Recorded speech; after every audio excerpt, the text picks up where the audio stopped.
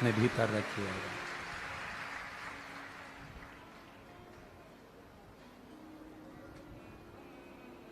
ये दुनिया बड़ी विचित्र है।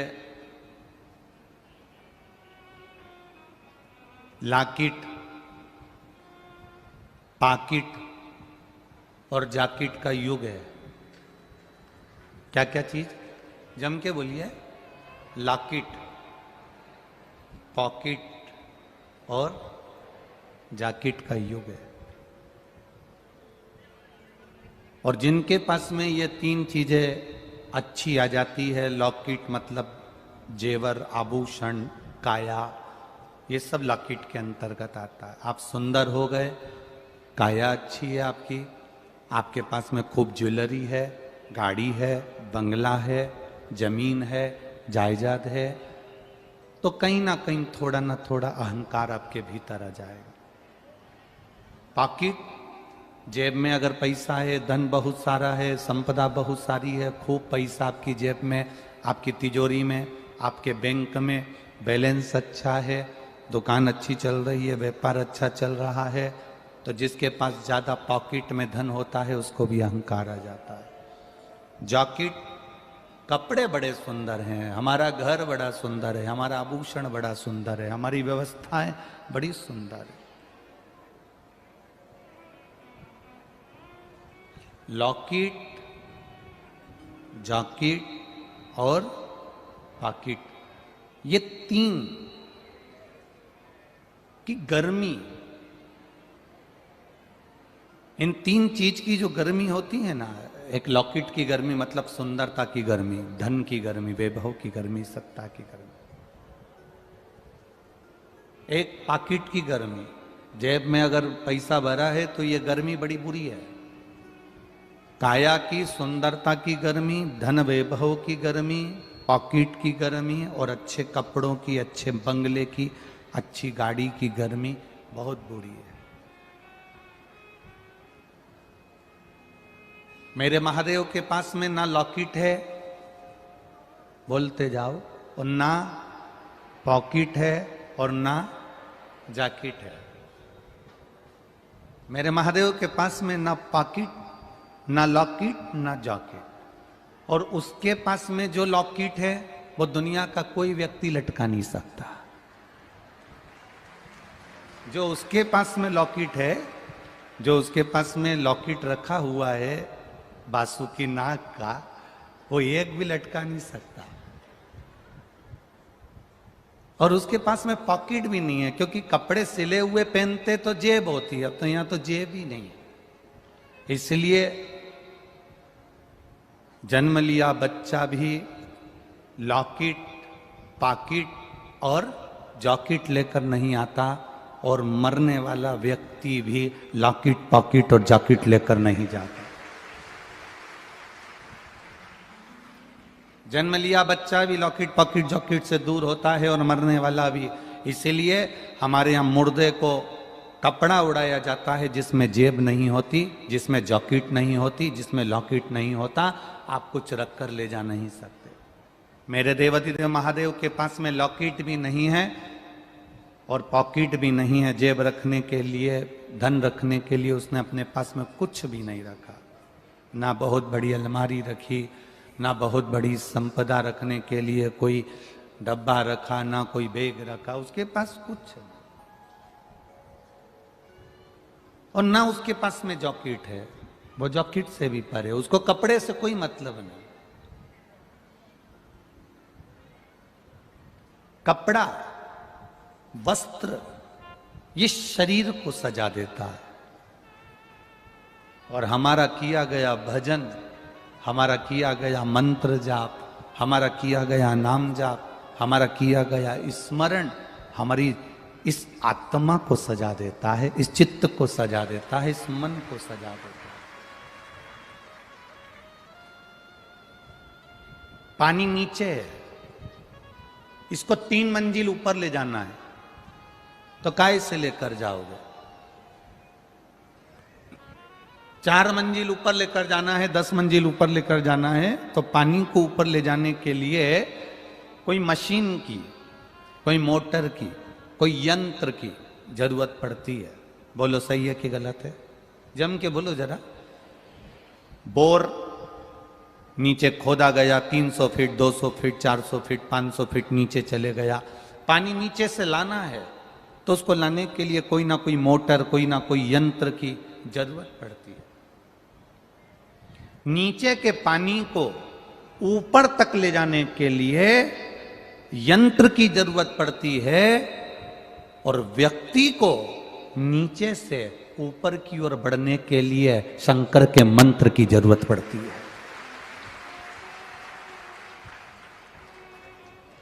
यंत्र के बिना पानी बोर में से ऊपर नहीं जा सकता। यंत्र बिना, मशीन बिना, मोटर बिना पानी नीचे से ऊपर नहीं जा सकता। और मंत्र के बिना, श्री शिवाय नमस्तुभ्यम के बिना, ओम नमः शिवाय के बिना, नमः शिवाय के बिना, महामृत्युंजय मंत्र के बिना, राम कृष्ण के बिना, भगवत भजन के बिना, राम कृष्ण हरि के बिना, भगवान के मंत्र के बिना, भजन के बिना व्यक्ति ऊपर की ओर नहीं बढ़ सकता। उसको बढ़ने में मंत्र की जरूरत पड़ेगी। बड़े बड़े व्यापारियों को देखिए, बड़े बड़े उद्योगपतियों को देखिए, हमारे यहाँ के भारत के बड़े बड़े धनपतियों को देखिए। टाटा बिरला को देख लेना, अंबानी परिवार को देख लेना, और भी जितने जितने करोड़पति, अरबपति, धनपति हैं हमारे भारत के, इनको देखना। अब इनके पास में इतना धन आ गया तो टाटा बिरला को क्या पड़ी कि बिरला मंदिर का निर्माण करते। बार बार पड़ गई, क्यों मंदिर में उनकी हथौड़ी चलती रहती है? जब अंबानी परिवार में इतना धन है तो नाथ द्वारा जाने की, सोमनाथ जाने की, द्वारकानाथ जाने की, काशी जाने की क्या जरूरत पड़ गई?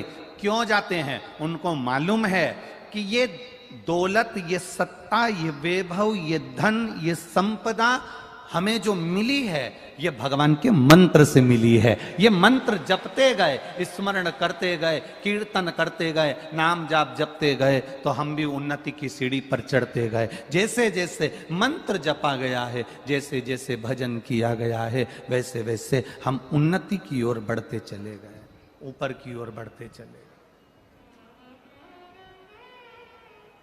ये चमक ये दमक फुल्लवन में महक, सब कुछ सरकार तुम ही से है। हम ये बढ़ रहे हैं।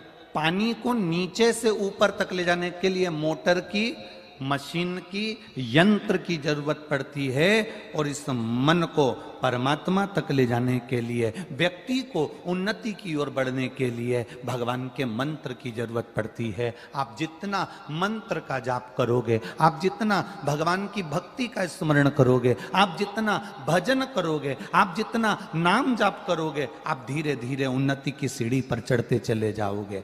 एक अंदाजा लगाना, कोरोना महामारी के पहले आप लोगों ने अगर शिव महापुराण की कथा नहीं सुनी थी तो एक अंदाजा लगाना कि उसके पहले की जिंदगी क्या थी आपकी। कितना दुख, कितनी तकलीफें सामने आती थी, कष्ट आता था, बीमारियां आती थी, तकलीफें बढ़ती थी, व्यापार नहीं चल पाता था, 1 रुपये कमाने के लिए भी दिन भर बैठना पड़ता था, मेहनत करना पड़ती थी बहुत ज्यादा। और धीरे धीरे आप लोगों ने जब शंकर जी के कथा पर विश्वास करा, शिव महापुराण पर भरोसा करा, शंकर जी को 1 लोटा जल चढ़ाना प्रारंभ करा, शंकर जी के मंदिर जाना प्रारंभ करा, तुम्हारे घर का कोई भी व्यक्ति जब मंदिर जाना चालू कर दिया, शिव जी की पूजन चालू कर दिया, शंकर जी पे लोटा भर जल चढ़ाना प्रारंभ कर दिया, शिव जी को भजना प्रारंभ कर दिया, टीवी पर कथा सुनना प्रारंभ कर दिया, पंडाल में आकर शिव पुराण कथा सुनना चालू कर दिए, तो अब तुम्हारे परिवार की दशा देखना, आपको पलटने देखने की जरूरत नहीं पड़ती। धीरे धीरे आप उन्नति की सीढ़ी पर चढ़ते चले जा रहे हो। आप धीरे धीरे उन्नति की सीढ़ी पर चढ़ रहे हो।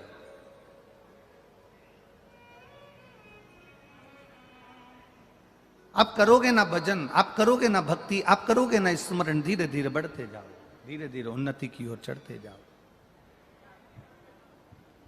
भजन का जो बल है, मंत्र का जो बल है, वो उन्नति की ओर बढ़ाने के लिए, अपने मन को, अपने चित्त को, अपने विचारों को जब हम परमात्मा तक पहुंचाते हैं, अपने मन को जब हम भगवान तक भेजते हैं, तो हम स्वयं भी उन्नति की ओर बढ़ते जाते हैं। हम उन्नति की ओर चढ़ते जाते हैं।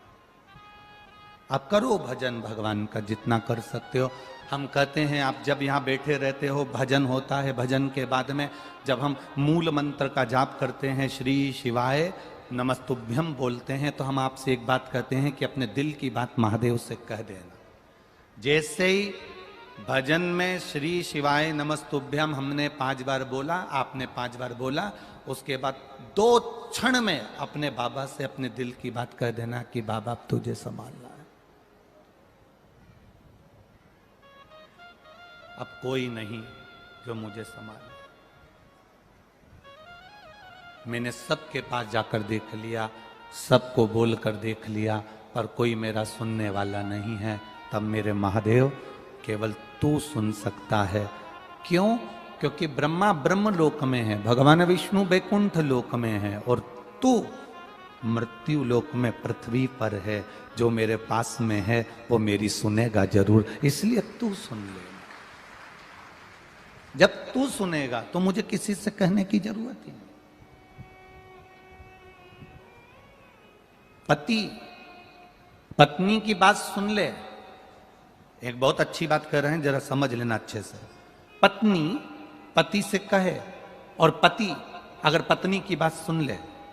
पत्नी ने पति से कहा सुनो, आज मेहमान आ रहे हैं 15, घर में सब्जी नहीं है, आलू भेज देना, टमाटर भेज देना, हरी मिर्ची भेज देना, हरा धना भेज देना, थोड़ी से अदरक भेज देना, थोड़ी तुरई भेज देना, गिलकी भेज देना। पत्नी ने पति से कहा। अब जरा विचार करना, पति ने नहीं सुना, पति ने सब्जी भेजी नहीं, घर में 15 मेहमान आ रहे हैं, सब्जी नहीं भेजी, तो पत्नी क्या करेगी? जम के बोलिए, करेगी क्या? वो तुरंत अपने पड़ोसी से कहेगी, अपने रिश्तेदारों से कहेगी, कोई घर में आया होगा उससे कहेगी, कोई नौकर से कहेगी, कोई चाकर से कहेगी, जाओ ना थोड़ी सी सब्जी ला दो, हमारे घर में मेहमान आए।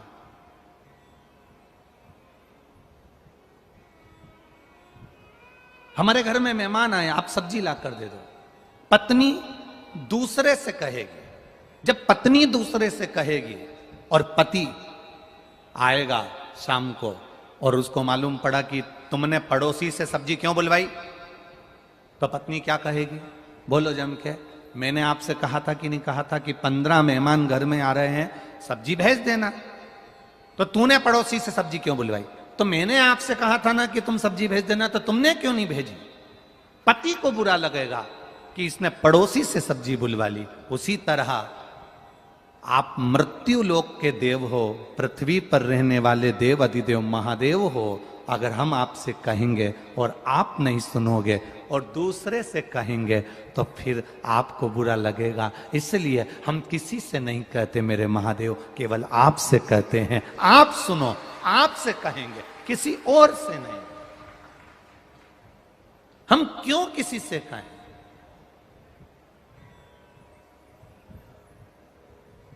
जो चोर को कुबेर बना सकता है वो हमारी नहीं सुन सकता।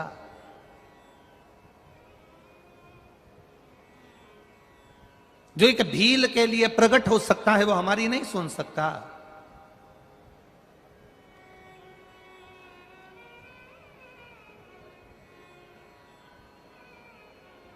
हम क्यों किसी से कहें? हम क्यों किसी के द्वार पर जाएं? हम तो केवल तेरा भजन करते हैं, तेरा स्मरण करते हैं और तेरे बल पर जीते हैं। हमें दूसरे से कोई मतलब है ही नहीं। आप जब एक पर आश्रित हो जाओ, आप अगर एक पर आश्रित हो जाओ, जिस घर में ससुर नहीं है, जिस घर में सास नहीं है, जिस घर में सास ससुर दोनों चले गए, ना देवर है ना जेठ है, पति पत्नी और घर में बच्चे हैं, तो अंदाजा लगाना, विचार करना, ससुर चले गए, सास चली गई, देवर चले गया, जेठ चले गया, या आप मुंबई में रह रहे हो, या पूना में रह रहे हो, या बेंगलोर में रह रहे हो, या आप छत्रपति संभाजी नगर में रह रहे हो, मालेगांव में रह रहे हो, धुलिया में रह रहे हो, अमरावती में रह रहे हो, तुम कहीं पर भी, भोपाल आदि कहीं पर भी रह रहे हो, और तुम्हारा पूरा परिवार गांव में रहता है, तुम अपने पति के साथ अपने बच्चों को लेकर शहर में चली गई। अब विचार करना, तुम किसके भरोसे गई हो? पति के भरोसे गई कि नहीं गई?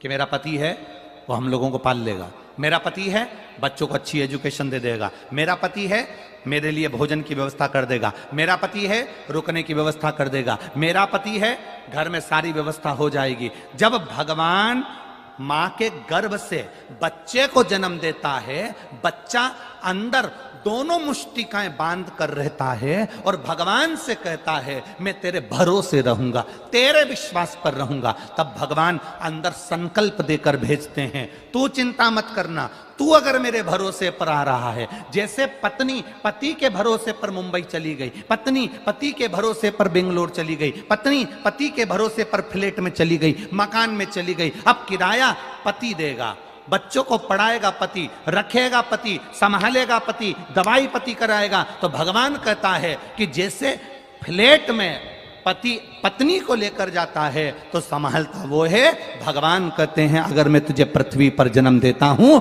तू पृथ्वी पर पैदा होता है तो संभालता मैं हूं, फिर कहीं नहीं जा, फिर तुझे संभालने वाला कोई दूसरा नहीं होगा, संभालूंगा मैं, उसके सिवा कहीं नहीं जाना।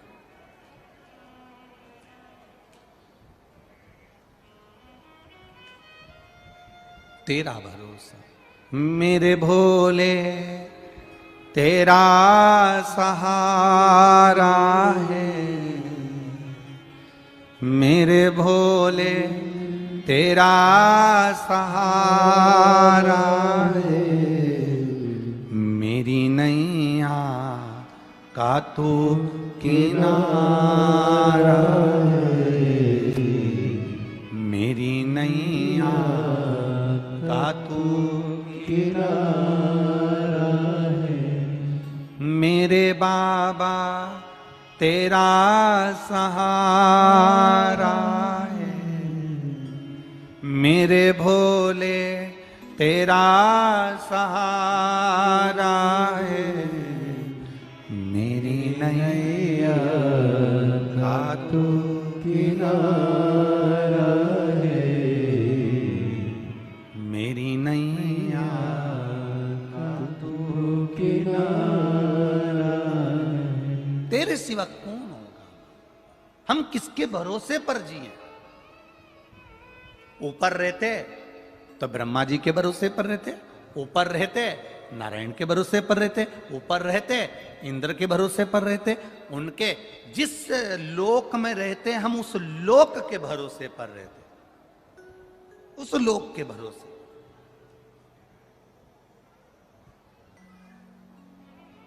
अब हम रह कहां रहे?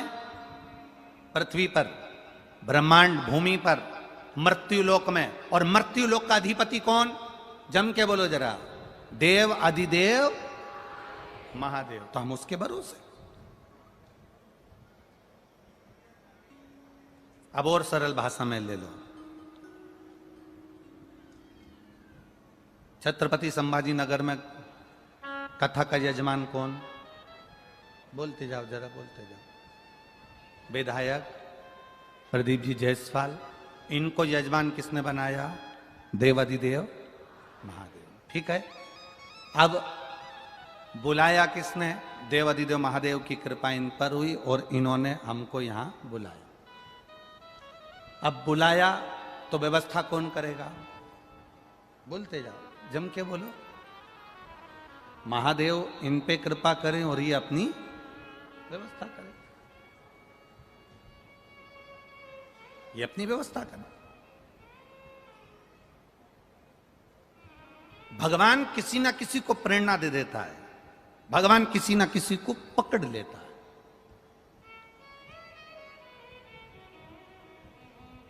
अब जरा विचार करिएगा, 8 दिन पहले तक जबलपुर में कथा हो रही थी और 8 दिन के पहले जब हम वीरगंज में कथा कर रहे थे तब वहाँ पर सूचना मिली कि जबलपुर में व्यवस्था नहीं हो पाई, वहाँ परमिशन नहीं मिल पाई, तो कथा कैंसिल हो गई। अब जरा विचार करिएगा, इनके घर के बच्चे वो ऋषिकेश और वो निकले शादी कथा टीवी पर देख रहे हैं, उन्होंने जैसे ही देखा कि कथा कैंसिल, दूसरा दिन ही नहीं हुआ और मालूम पड़े कि वो कथा तुरंत, ये यहाँ तो कथा चल रही और माइक पे बोला कैंसिल हुई और ये सीहोर पहुंच गए ऋषिकेश और वहां जाकर ये कथा को लेकर यहाँ आ गए। विचार करिएगा जरा। अगर कोई दूसरा व्यक्ति होता तो पहले विचार करता कराएं कि ना कराएं, इतनी व्यवस्था कैसे होगी, 8 दिन में इतनी व्यवस्था कैसे हो जाएगी, इतनी बड़ी टीम कैसे बनेगी, भोजन व्यवस्था कैसे होगी, पानी की व्यवस्था कैसे होगी, पंडाल व्यवस्था कैसे होगी, ये इतना बड़ा पंडाल कैसे बनेगा, क्या करा जाएगा। और मौसम विभाग कह रहा है कि आंधी तूफान हवा पानी सब कुछ है, कराएं तो कराएं कैसे। पर देव अधिदेव महादेव ने पकड़ा हाथ और शिव की कृपा इससे हुई। और सबसे बड़ी कृपा तो ये छत्रपति संभाजी नगर के आप सब ने करी, जिन्होंने व्यवस्था में तल्लीनता दिखाई है। सबसे बड़ी व्यवस्था, सबसे बड़ी व्यवस्था है, प्रबल व्यवस्था।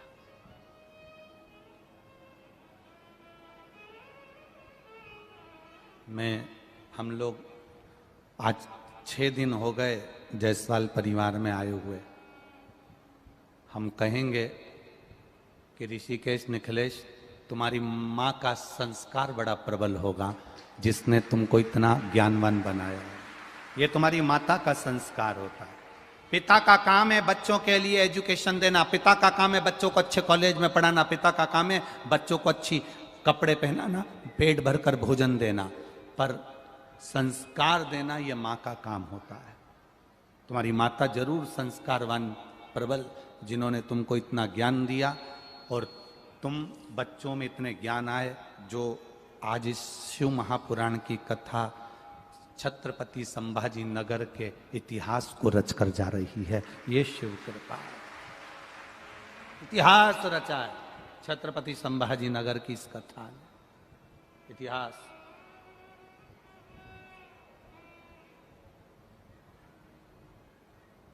शिव कृपा बिना नहीं हो सकता, शंकर के बिना नहीं हो सकता।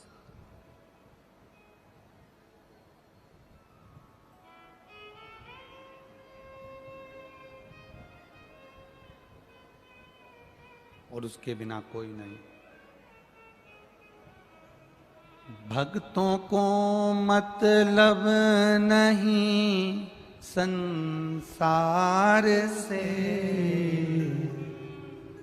भक्तों को मतलब नहीं संसार से, पार करो हमको प्रभु मझधार से,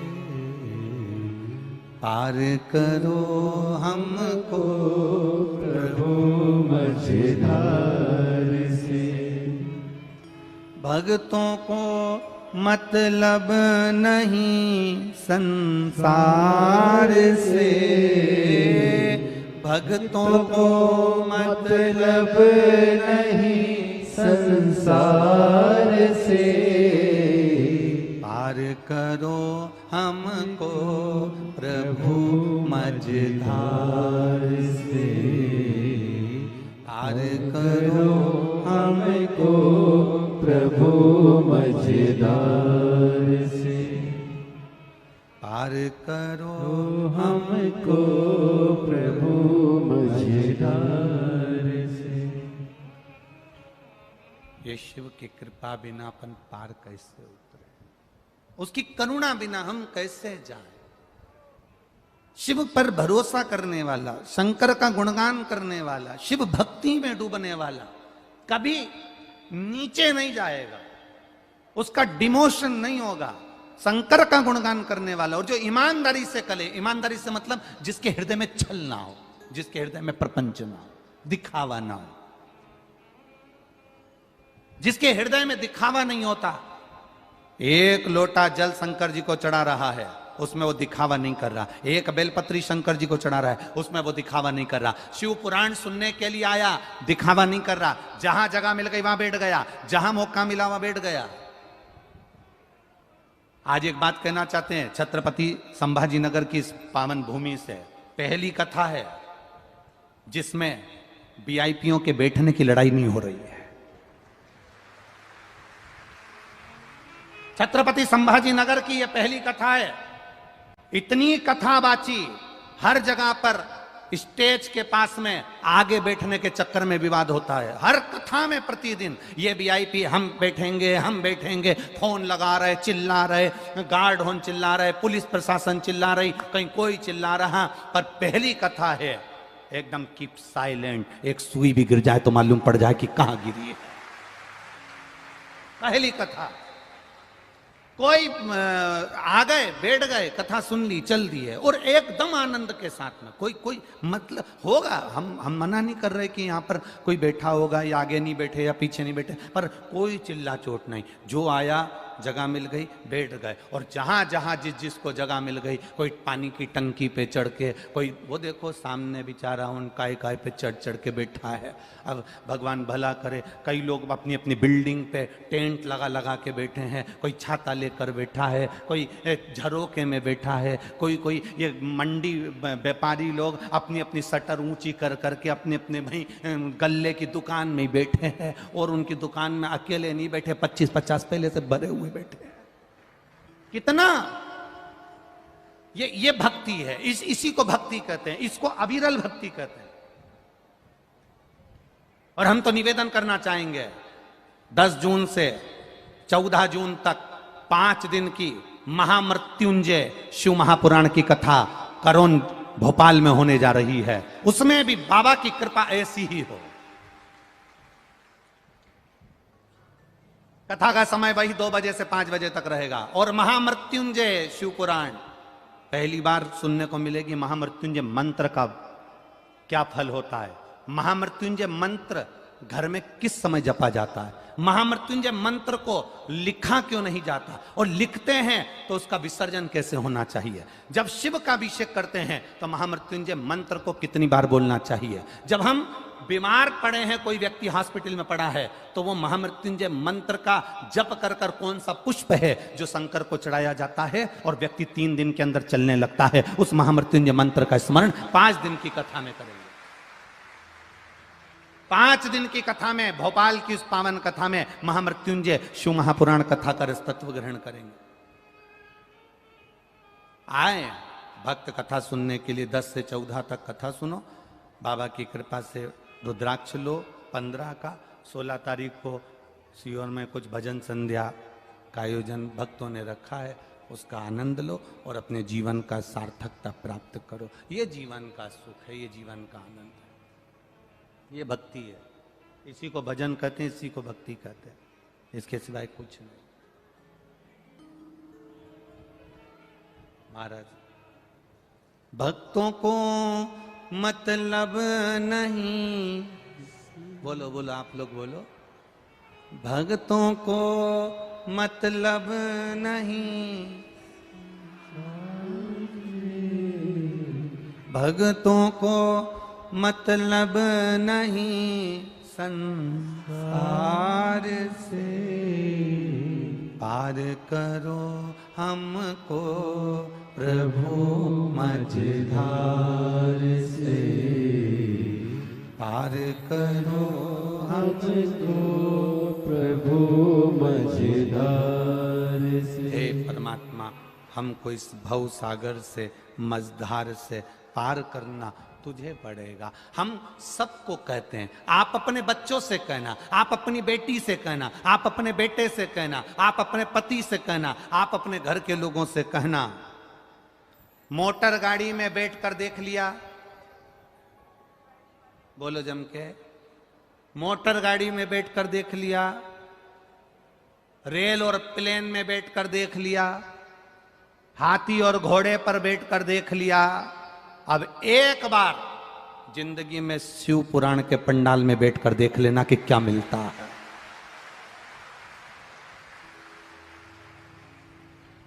मोटर गाड़ी में बैठकर देख लिया, रेल और प्लेन में बैठकर देख लिया, हाथी और बोलो बोलो बोलो घोड़े पर बैठकर देख लिया। अब एक बार शिव महापुराण में बैठकर देखना बाबा क्या क्या देता है, कैसे कैसे देता है। बैठे मिला, क्या होता है बैठने से। लोग कहते हैं, कल एक दीदी, पत्रकार दीदी एक कल प्रश्न कर रही थी, जायसवाल जी के यहाँ कल एक पत्रकार दीदी ने एक प्रश्न किया कि जैसी कथा आप सब जगह कहते हो वैसी कथा यहाँ चल रही है, फिर ये इतने लाख लोग क्यों आए? तो हमने उन दीदी से कहा, दीदी इसका जवाब तो हमारे पास नहीं है, पर इतना जरूर कह सकते हैं, गाय जब गोबर करती है ना, गाय जब गोबर करती है, पोटा गिरता है, गाय का जो गोबर नीचे गिरता है ना, उसको जब हम उठाते हैं ना, तो नीचे उसमें क्या चिपक जाती है? रेत, धूल, मिट्टी, कण चिपक जाते हैं। गाय गोबर करती है, नीचे गिरता है, उसमें धूल, रेत, मिट्टी चिपक जाती है।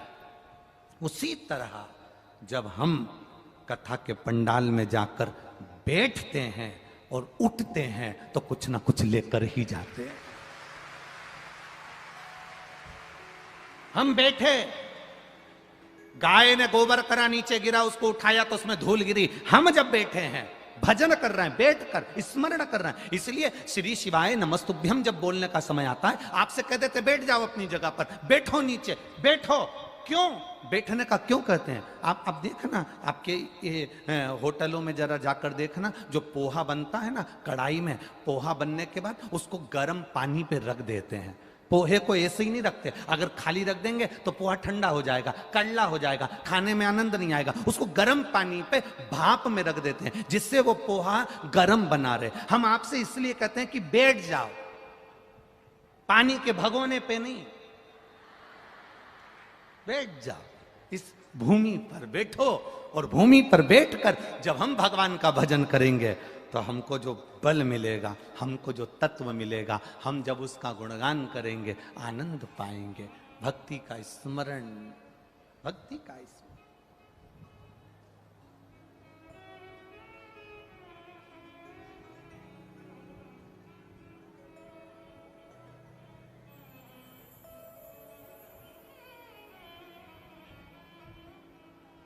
और जब भक्ति का स्मरण, भक्ति का बल बढ़ेगा तो सुख का अनुभव अपने आप होगा, अपने आप। नैन लड़े त्रिपुरारी से, मैं उनकी हो गई। ले नैन लड़े त्रिपुरारी से,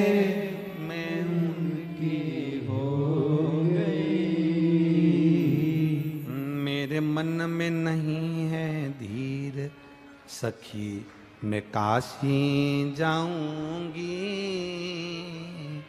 मेरे मन में नहीं है धीर, सखी मैं सीहोर जाऊंगी। ये धीर तक खत्म हो गई, खत्म, समाप्त। बैठ लिया, गाड़ी मोटर में बैठकर देख लिया, रेल प्लेन में बैठकर देख लिया, हाथी घोड़े पर बैठकर देख लिया। अब एक बार जब तुम्हारे नगर में कथा हो, तुम्हारे गांव में कथा हो, तुम्हारे शहर में कथा हो, तुम्हारे घर में कितना भी काम पड़ा रहे, कितनी भी पंडाल में भीड़ हो रही हो, कितनी भी भीड़ हो रही हो, चाहे ट्रैफिक कितना भी जाम हो रहा हो, कितनी भी दूर से तुम्हें पैदल चलकर आना पड़ रहा हो, पर एक बार प्रयास करना, अपना दरवाजा छोड़कर, घर छोड़कर, वीआईपी पन छोड़कर उसके पंडाल में बैठकर देखना कि वो देता क्या है, क्या देगा वो, ये उसके ऊपर। आपका वीआईपी पन छोड़ देना, गाड़ी छोड़ा, बंगला छोड़ा, घर छोड़ा, मोबाइल घर पर छोड़ आना, सोने की रकम घर पर छोड़कर आना, बड़ा पर्स घर पर छोड़कर आना, बहुत पैसा घर पर छोड़कर आना, अकेले शिव के होकर जाना, अकेले शंकर के होकर जाना। जैसे ये इतने भक्त आए हैं अपने अपने घर से। हमने उज्जैन से देखा, उज्जैन में जब कथा हो रही थी तो उज्जैन के लोग भी पंडाल के अंदर रह रहे थे 7 दिन तक। हमने परभणी में देखा, परभणी के लोग भी परभणी के पंडाल में रह रहे थे। मालेगांव में देखा, मालेगांव के लोग भी मालेगांव के पंडाल में रह रहे थे। और यहां छत्रपति संभाजी नगर में भी हमने देखा कि छत्रपति संभाजी नगर के लोग भी कथा के पंडाल में बैठकर कथा सुन रहे हैं, रहकर कथा सुन रहे हैं। अपना अपना बैग लेकर आ गए और कथा के पंडाल में। हमने एक व्यक्ति से उज्जैन में पूछा था कि तुम्हारा घर उज्जैन में है तो तुम अपने घर क्यों नहीं जाते, पंडाल में रहकर कथा क्यों सुन रहे हो? उसका एक प्रश्न का उत्तर उसने जो दिया, गुरुजी घर केवल सोने के लिए तो जाना है, सोने जाएंगे वापिस आएंगे, गाड़ी मिले ना मिले 2 किलोमीटर दूर रोज छोड़ देते हैं, वहां से पैदल चलकर यहाँ तक आओ, फिर यहाँ पर बैठने की जगह मिले ना मिले, इससे अच्छा है 7 दिन की कथा हम तो अपना घर छोड़ के पंडाल में आकर रह रहे हैं, कथा सुन रहे हैं, हमें कोई मतलब नहीं। अब ये मस्ती कहां मिलेगी? जितने लोग छत्रपति संभाजी नगर के हैं उनसे निवेदन है जो आज तक पंडाल में नहीं आए हो वो रात को आकर इस पंडाल का नजारा देखना, रात को आकर पंडाल का नजारा देखना। लोग ढोलक पीट रहे हैं, भजन गा रहे हैं, महिला मंडल अपनी अपनी ढोलक मंजीरे ले लेकर भजन कर रही है, कोई खिचड़ी बांट रहा है, कोई चाय बांट रहा है, कोई कॉफी दे रहा है, कोई जूस दे रहा है, कोई फ्रूटी दे रहा है, कोई आइसक्रीम बांट रहा है, और लोग भजन में मस्ती कर कर आनंद कर कर अपनी जिंदगी जी रहे हैं। ये सुख कहां मिलेगा, ये आनंद कहां मिलेगा, ये भक्ति कहां मिलेगी? ये सुख का आनंद कहीं प्राप्त नहीं होने वाला।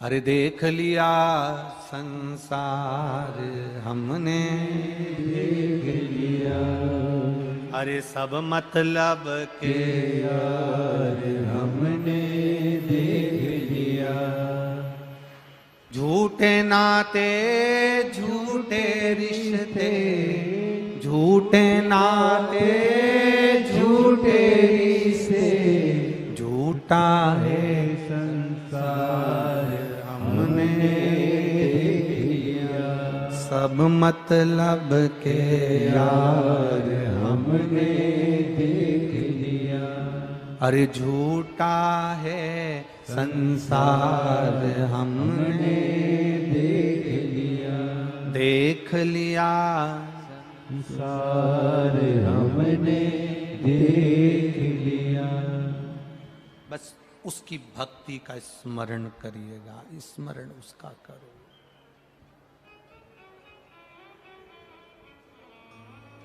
करो उसकी भक्ति, करो उसका भजन। एक बार बैठ कर देखो उसकी शरणागति में, एक बार जाकर देखो उसके भजन में। जैसे छत्रपति संभाजी नगर के लोगों को किस्मत खुल गई, भाग्य खुल गया, ये कथा मिल गई, ऐसे भोपाल वालों का भाग्य खुल गया जो 10 जून से 14 जून तक कथा मिल गई। 5 दिन की शिव पुराण जो मिली, ये भाग्य खुला है।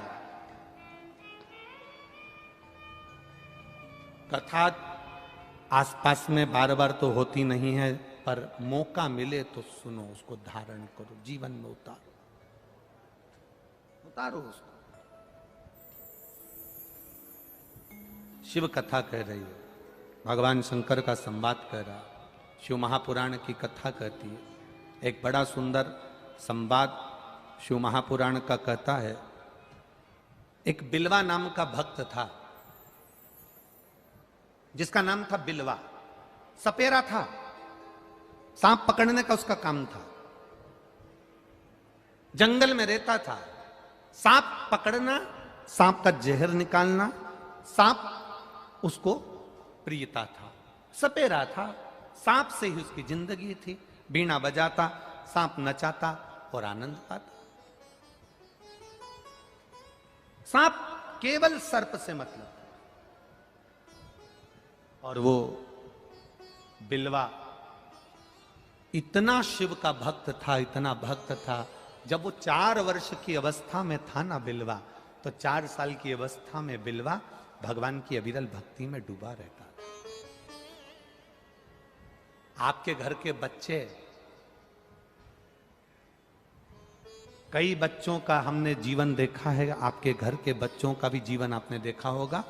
गणेश जी का समय आता है, गणेश जी जब बैठने का समय आता है, मट्टी के छोटे छोटे गणेश जो घर में रहते हैं, बच्चे उनको उठा उठा कर हर कहीं बिठाते रहते हैं। यहाँ बिठा दिया, वहां बिठा दिया, वहां बिठा दिया, और उनसे खेला करते हैं, भगवान से खेला करते हैं, भगवान से लाड़ लड़ाया करते हैं, भगवान से स्नेह करा करते हैं।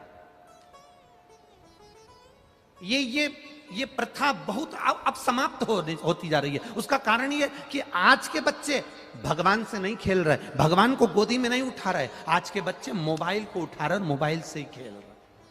ये प्रथा अब समाप्त होती जा रही है। बच्चों को अगर भोजन करना है तो मोबाइल चालू कर कर माँ दे देती है। बच्चों को भोजन करना है, माँ ने मोबाइल दे दिया। बच्चों को कोई काम, माँ को कई काम करना है, बच्चा चिड़चिड़ कर रहा है, माँ ने उसको उठाकर, बोलो बोलो जम के बोलो, मोबाइल दे दिया। माँ को कहीं जाना है, बच्चे के हाथ में मोबाइल पकड़ाकर चली गई। ये मोबाइल जैसा झुनझुना केवल बच्चों के हाथ में पकड़ाया, परंतु तुमने ये विचार नहीं करा कि अपने बच्चों को कभी ये तो कह दे, अब बच्चों को मोबाइल में भी चालू कर कर दे रही है तो कार्टून, जिससे औलाद भी हमारी कार्टून पैदा हो। अरे बोलो दे रही कि नहीं दे रही? क्या चालू करती है? कार्टून। क्या नाम है? डोरा मोहन। और फिर बाद में वो छोटा, कितनी याद है रे तुम्हें छत्रपति नगर वालों, गजब। छोटा भीम, कितनी याद। बच्चों की आदत डालो ना, मोबाइल भी दो ना तो उसमें चालू कर कर दे दो, श्री शिवाय नमस्तुभ्यम, श्री शिवाय नमस्तुभ्यम, श्री शिवाय नमस्तुभ्यम, श्री शिवाय नमस्तुभ्यम। आप अपने मंत्र को जब दोगे तो वो बच्चा जीवन का सुख पाएगा। उस मंत्र में क्या है ये दुनिया समझ नहीं पाएगी।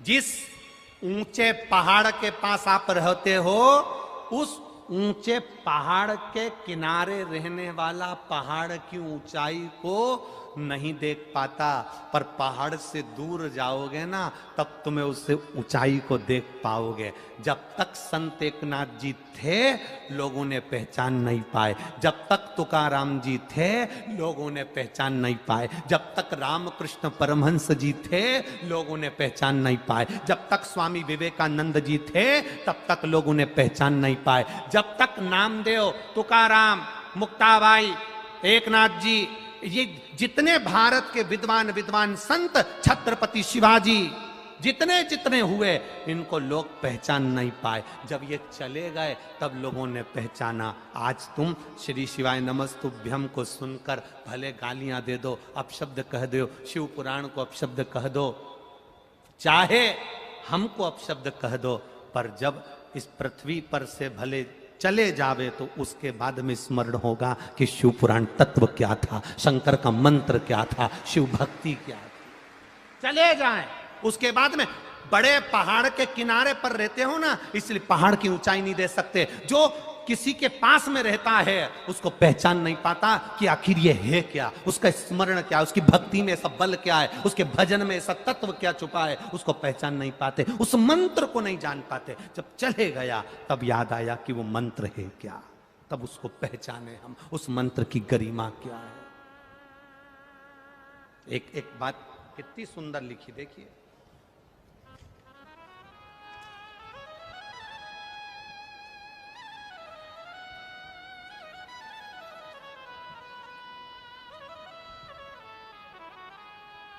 गुरुजी में चित्राबाई परदेसी, रहने वाली सेदुणी की, तहसील जामनेर। कहीं बैठी हो तो हाथ हिला सकती हैं, जहां कहीं भी बैठी हो अपना हाथ हिला सकती हैं। चित्राबाई परदेसी, रहने वाली सेदुणी, तहसील जामनेर। कहीं बैठी हो तो अपना हाथ हिला। इधर बैठी हैं क्या? बैठी हैं इधर? हाँ, तो पर्दे में हमें तो नहीं दिख रही, कैमरे वालों को दिख जाए तो अवश्य कैच करिएगा। हाथ हिला दो बहन, हाँ हाथ हिला दो एक बार। मैं चित्राबाई परदेसी, रहने वाली सेदुणी, तहसील जामनेर। आप लोग पत्र में भी पढ़ सकते हो। जिला जलगांव। मेरे पति, इनको मुंह का कैंसर हुआ था। 16/9/2022 को ऑपरेशन हो गया। उसके बाद हम केमोथेरेपी कराते रहे, रेडिएशन देते रहे, पर आराम नहीं लगा। 1 महीना तक हमने MRI करने का फिर मन में विचार आया, फिर करवाया, पर कैंसर उतना की उतना ही रहा। कैंसर ठीक नहीं हो पाया। डॉक्टर साहब ने कहा कि इनको वापिस ऑपरेशन करना पड़ेगा। तब हमने पशुपतिनाथ का व्रत करने का मन में विचार बनाया और पशुपति व्रत करना प्रारंभ करा। शिव जी पे चढ़ा हुआ जल लाते, अपने पति को दे देते, बेलपत्र लाते, वो उनको दे देते, टीवी पर कथा सुनते, आस्था चैनल पर बाबा से प्रार्थना करते कि इनको ठीक कर दो। बाबा की कृपा से जब कैंसर वापिस हो गया, फिर वापिस हम जांच कराने के लिए गए तो बाबा की कृपा से सारी रिपोर्ट नॉर्मल आई। अब उनका कैंसर ठीक है और बाबा की कृपा है। ये शिव तत्व। बैठिए बहन। हर हर महादेव। शिव तत्व इसी को कहते। एक पत्र और देखिए।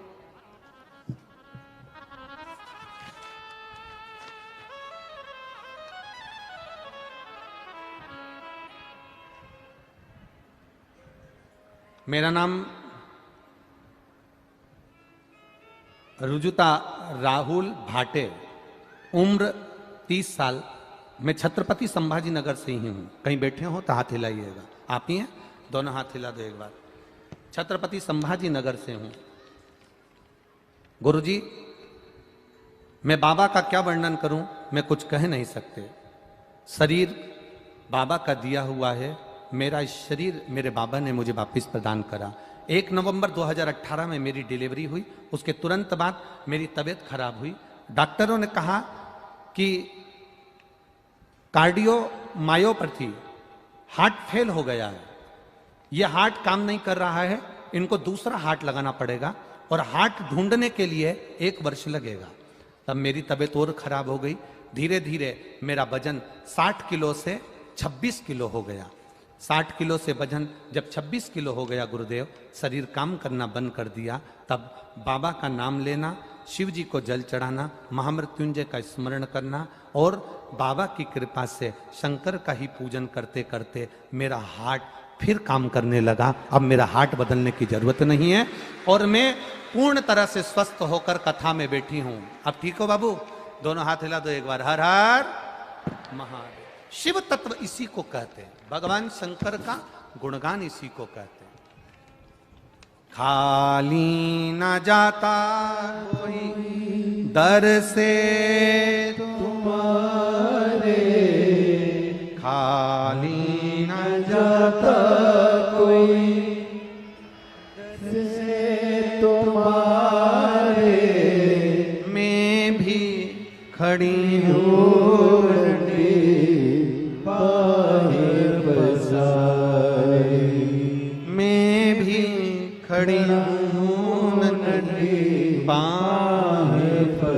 बैठो बाबू, बैठ जाओ, बैठ जाओ। अब रोइए मत। अब तो बाबा ने हाथ पकड़ लिया। भगवान की बड़ी कृपा है। दोनों हाथ एक बार हिलाओ और आराम से बैठिए। हर हर महादेव। एक पत्र और आया है। नाम पुष्पा मोहनलाल खंडेलवाल, बजाज नगर, बालूज, छत्तीसगढ़, छत्रपति संभाजी नगर से हूं। कहीं बैठी हो तो हाथ हिलाइएगा। जहां कहीं भी बैठी हो। मैं पुष्पा मोहनलाल खंडेलवाल। कहीं बैठी हो? किधर है? सामने है? हाँ जी, हाथ हिला दो एक बार। दिखा दिखा दिखा। ठीक है, दोनों हाथ हिला दीजिए। छत्रपति संभाजी नगर से हूं। मैं बाबा का क्या वर्णन करूं? एक बेलपत्र और 1 लोटे जल का मैं क्या वर्णन करूं गुरुदेव? गले के अंदर, शरीर के अंदर एक गोला हो गया था, गांठ 290 ग्राम की। कितने ग्राम की? बोलो, जम के बोलो जरा। 290 ग्राम का एक गोला हो गया था। बाबा जी, मेरा बेटा थोड़ा परेशान हो गया। MGM हॉस्पिटल में उसको इलाज किया। डॉक्टर ने पहले CT स्कैन कराया, फिर उसने कहा कि शरीर में जहर फैल रहा है, आप जल्दी से ऑपरेशन कराओ। इसके अंदर गोले में से खून निकलना प्रारंभ हो गया। उसकी रिपोर्ट वापिस आई, उसका इलाज शुरू हुआ। बाबा, तब हमने ऑपरेशन भी कर लेने का मन में विचार कर लिया। रिपोर्ट जब ऑपरेशन की आना चालू हुई तो खून बंद नहीं हुआ और रिपोर्ट सब बेकार ही आना प्रारंभ हुई। हम क्या वर्णन करें गुरुदेव, घबरा गए। इतना पैसा कैसे लगाएं? डॉक्टर को बीमारी का पता नहीं लग पा रहा था, केवल वो ऑपरेशन के लिए कह रहे थे। हमने भी आपका 1 लोटा जल का प्रयोग करना प्रारंभ करा। शिवजी पर जल चढ़ाते, एक बेलपत्र का प्रयोग करना प्रारंभ करा। बेलपत्री लाते, देते, बाबा की कृपा ऐसी हुई गुरुदेव कि गोला गलना प्रारंभ हुआ और बाबा की कृपा से आज संपूर्ण तरह से ठीक हैं और शिव की कृपा है बाबा। ये शिव तत्व है। बैठिए भाई। श्री शिवाय नमस्तुभ्यम। शंकर की उदारता, शिव की कृपा। एक बच्चे का वर्णन आया, बड़ा सुंदर भाव। मैं नरेंद्र आसाराम आभाड़, मोबाइल नंबर यह है, मयूर पार्क संभाजी नगर से हैं। कहीं बैठे हो तो हाथ हिला सकते हैं। मयूर पार्क संभाजी नगर, आप ही हैं? बच्चा आया है साथ में? मयूर पार्क संभाजी नगर से हैं। मेरी पत्नी का डिलीवरी का समय, बच्चे को जन्म देना था, 6.5 महीना पूर्ण हुआ। बच्चा 700 ग्राम का था। डॉक्टर ने कह दिया ये बच्चा बचेगा नहीं। 6.5 पौने 7 महीने का बच्चा कैसे बच सकता है? बीपी हाई हो गया, शरीर शुगर लेवल डाउन हो गया, सब कुछ गड़बड़ होना चालू हो गया। डॉक्टर कहने लगे बच्चे को पेट से निकालना पड़ेगा, भले 6.5 महीना हुआ हो, 7 महीने के लगभग में हुआ है, पर बच्चे को निकाल दो, नहीं तो ये बच्चा वैसे भी जन्म लेगा तो बेकार ही रहेगा, बुद्धि काम नहीं करेगी, शरीर से विकलांग रहेगा, हाथ पैर काम नहीं करेंगे, ये बच्चा पूर्ण तरह से विकलांग रहेगा। गुरुदेव बाबा कुंवारी कन्या भूल से एक लोटा जल मुझे समर्पित करती है, शिव कहते हैं वो मेरी पुत्री के समान हो जाती है, सुख सुंदरी के समान, और उसके लिए वर देखना मेरा काम हो जाता है। उस कन्या के लिए श्रेष्ठ वर देखना। मैं बेटियों से एक बात जरूर कहूंगा, शादी होने के बाद अब शंकर जी को जल चढ़ाओगी वो अलग बात है, पर कुंवारी रहते हुए अगर आपने शिव जी पर जल चढ़ाना प्रारंभ कर दिया तो ये निश्चित है, ये निश्चितता है कि आपके लिए वर आपके माता पिता जरूर देखेंगे, पर पक्का शंकर भगवान ही करेंगे कि कहां। जो अंत समय में, हमारी दुख की घड़ी में, हमारे कष्ट की घड़ी में, हमारे तकलीफ की घड़ी में, हमारे समय के अनुकूल तुम आकर खड़े हो जाना, तुम हमारे सम्मुख में आ जाना, तुम हमारे पास में आ जाना। कोई आए ना आए, परिवार कुटुंब नाते रिश्ते कोई आए ना आए, पर मेरा भोलेनाथ, मेरा शंकर, मेरा त्रिकालदर्शी, मेरा कैलाशी, मेरा अविनाशी, मेरा शिव मेरे करीब में होना चाहिए। नंदी लंकाधिपति रावण से कह रहे हैं मांग ले, जाकर शंकर जी से कह दे कि मेरे अंत समय में तुम आकर खड़े हो जाना, तुम मुझे बचा लेना।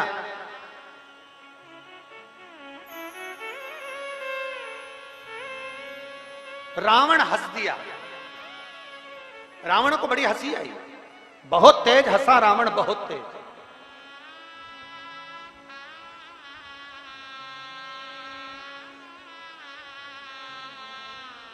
और उसने हंसने का कारण क्या था? रावण के हंसने का कारण केवल इतना था, रावण कह रहा था मेरे सामने और काल,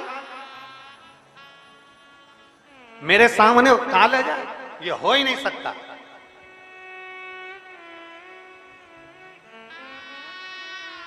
हमने पहले ओमकारेश्वर की कथा में एक बात कही थी, और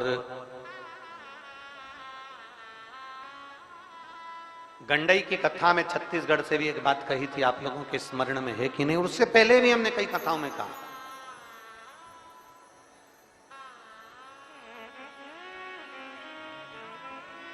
अपने भीतर इतना अहम, अपने भीतर इतना अहंकार, अपने भीतर इतनी अहमता कभी मत आने देना कि आपको यह महसूस होने लगे कि आप इंसान नहीं, आप मनुष्य नहीं हैं।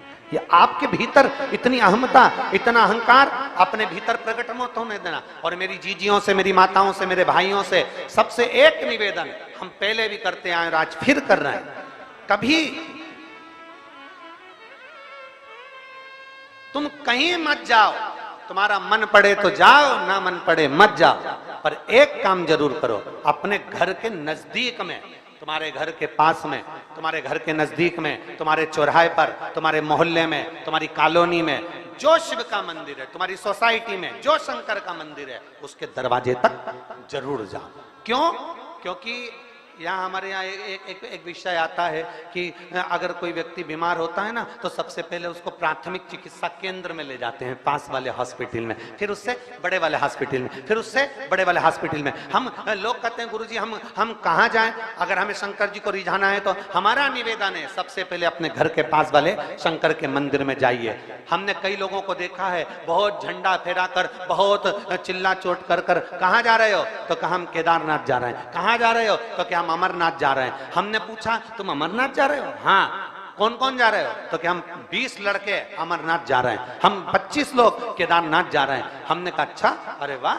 हमने पूछा फिर एक बात बताओ, तुम वहां अमरनाथ जा रहे हो तो क्या लेकर जा रहे हो? हमने जोरदार कपड़े सिलवाए गुरुजी, एक जैसे, उस पर हमने छापा लगवाया एक जैसे। अच्छा, और फिर हमने ड्रेस कोड बनाया, और वो कजन कौन सा एक कोट बनते हैं, वो सुबह सुबह मॉर्निंग वॉक में पहनते हैं बच्चे लोग, ट्रैक सूट। हमने ट्रैक सूट बनवाया है। हमने कहा बहुत बढ़िया। अब हमने पूछा तुम सब अमरनाथ जा रहे, केदारनाथ जा रहे, तुम सब वहां जा रहे दर्शन करने के लिए, अब शंकर जी को इतनी दूर रिझाने के लिए जा रहे हो, तो ईमानदारी से बोलो क्या तुम सब 15 की 15 लड़के तुम्हारे मोहल्ले के शंकर मंदिर में जल चढ़ाने जाते हो कि नहीं जाते? अरे गुरुजी अगर वहां जाएंगे तो लोग हंसते हैं इसलिए हम नहीं जाते। जरा विचार करिएगा, जब यहीं से पहचान नहीं होगी तो मेरा केदारनाथ कैसे दर्शन देगा? यहां से पहचान कर कर जाइए तो वो दर्शन भी देगा। अमरनाथ जाने वालों को पहले चाहिए कि अपने मोहल्ले में, अपनी कॉलोनी में, अपनी सोसाइटी में, अपने नगर में शंकर का शिवालय है, वहां रोज जाना चालू करिए। अमरनाथ केदारनाथ जाने वालों को चाहिए पहले शंकर के बनकर तो जाओ, शिव के होकर तो जाओ। केवल सेल्फी लेने के लिए या अपनी मूवी बनाने के लिए या वीडियो बनाने के लिए हमें केदारनाथ या अमरनाथ नहीं जाना है। हमें शंकर को पाने के लिए केदारनाथ और अमरनाथ जाना है। हमें शिव को प्राप्त करने के लिए जाना है। पहले अपने घर के नजदीक के शिवालय में जाओ, अपने घर के पास में शंकर के मंदिर में जाकर झाड़ू लगाओ, बुआरी लगाओ, सेवा करो, चाकरी करो। पहले ये तुम्हारे भीतर का जो अहम है, तुम्हारे भीतर का जो अहंकार है, उसको उतार कर फेंको।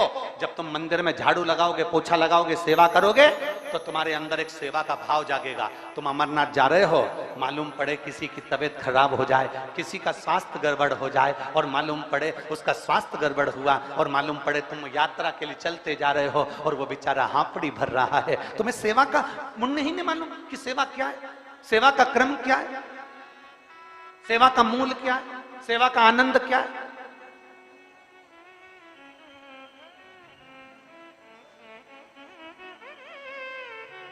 सेवा की मूलता को हम जाने। हम अगर शंकर के मंदिर में सेवा करना जानते हैं, हम शिव के मंदिर में झाड़ू लगाना जानते हैं, हम शंकर के मंदिर में पोछा लगाना जानते हैं। कोई गंदा कर कर चले गया, तुमने फिर झाड़ू लगा दी, तुम्हारे मुंह से तुमने अपशब्द नहीं कहा कि भैया तुमने गंदा कर दिया, नहीं, तुमने झाड़ू लगा दी, फिर वो गंदा कर कर गया, फिर तुमने पोछा लगा दिया।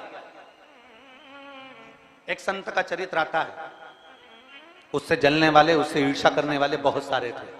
पेड़ पर जाकर बैठ गया एक व्यक्ति, और पेड़ पर जाकर बैठा, और आज संत गंगा का स्नान कर कर आ रहे थे, उसने ऊपर से पान खाकर थूक दिया। संत वापिस गंगा नहाने चले गए, वो वापिस थूक दिया, फिर गंगा नहाने चले गए, वो फिर थूक दिया। बार बार संत को थूका जा रहा था और संत गंगा का स्नान कर रहे थे। आखिरी में उसके मुंह में कोई थूक बचा ही नहीं, वो नीचे आकर चरणों में पड़ गया। गुरुदेव, मैंने तुम्हारे ऊपर इतनी बार थूका, तुमने एक बार भी अपशब्द नहीं कहा। इतने में गुरु जी ने उस थूकने वाले के चरण पकड़ लिए। भाई, मैं रोज गंगा की एक डुबकी लगाता था, आज तेरी कृपा से 108 बार पूरी लग गई। ये कृपा नहीं तो और क्या? ये दया नहीं तो और क्या है? गला पकड़ रहा है। ये कृपा नहीं तो और क्या है? ये दया नहीं तो और क्या है?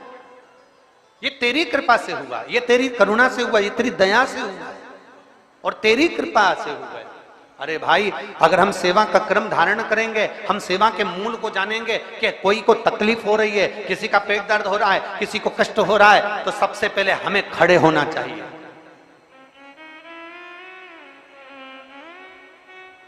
कथा सुनने जाओ, भजन में जाओ, कीर्तन में जाओ, उज्जैन महाकालेश्वर का दर्शन करने जाओ, ओमकारेश्वर का दर्शन करने जाओ, चाहे केदारनाथ जी का दर्शन करने जाओ, चाहे बद्री विशाल बाबा का दर्शन करने जाओ, चाहे अमरनाथ जी का दर्शन करने जाओ, अपने भीतर सेवा के मूल को पाकर फिर जाइए। और जो सेवा के मूल को नहीं समझता, जो सेवा के क्रम को नहीं समझता, उसको एक नजारा जो अभी हाथरस में हुआ है,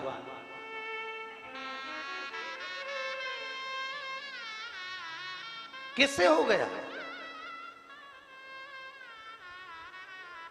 कितनी विचित्र घटना घट गई, जरा विचार करिएगा कि सेवा के मूल को नहीं समझे। एक गिरा, उसको लांग कर दूसरा जाने लगा, दूसरे को लांग कर तीसरा जाने लगा। अगर सेवा का मूल जानते तो एक को खड़ा कर देते, दूसरे को खड़ा कर देते, वहां खड़े हुए 25 लोग 25 को खड़ा कर देते, तो फिर ये घटना नहीं घटती। पर हम सेवा के मूल को नहीं जानते, हम तो बस केवल ये विचार करते हैं कि हम कथा में पहुंच गए, हम सत्संग में पहुंच गए, हम प्रवचन में पहुंच गए, हम कथा में पहुंच गए, और मालूम पड़ा कि भगवान थोड़ा हमको अपना कर्म करना पड़ेगा, थोड़ा हमें अपने सेवा के मूल को जानना पड़ेगा।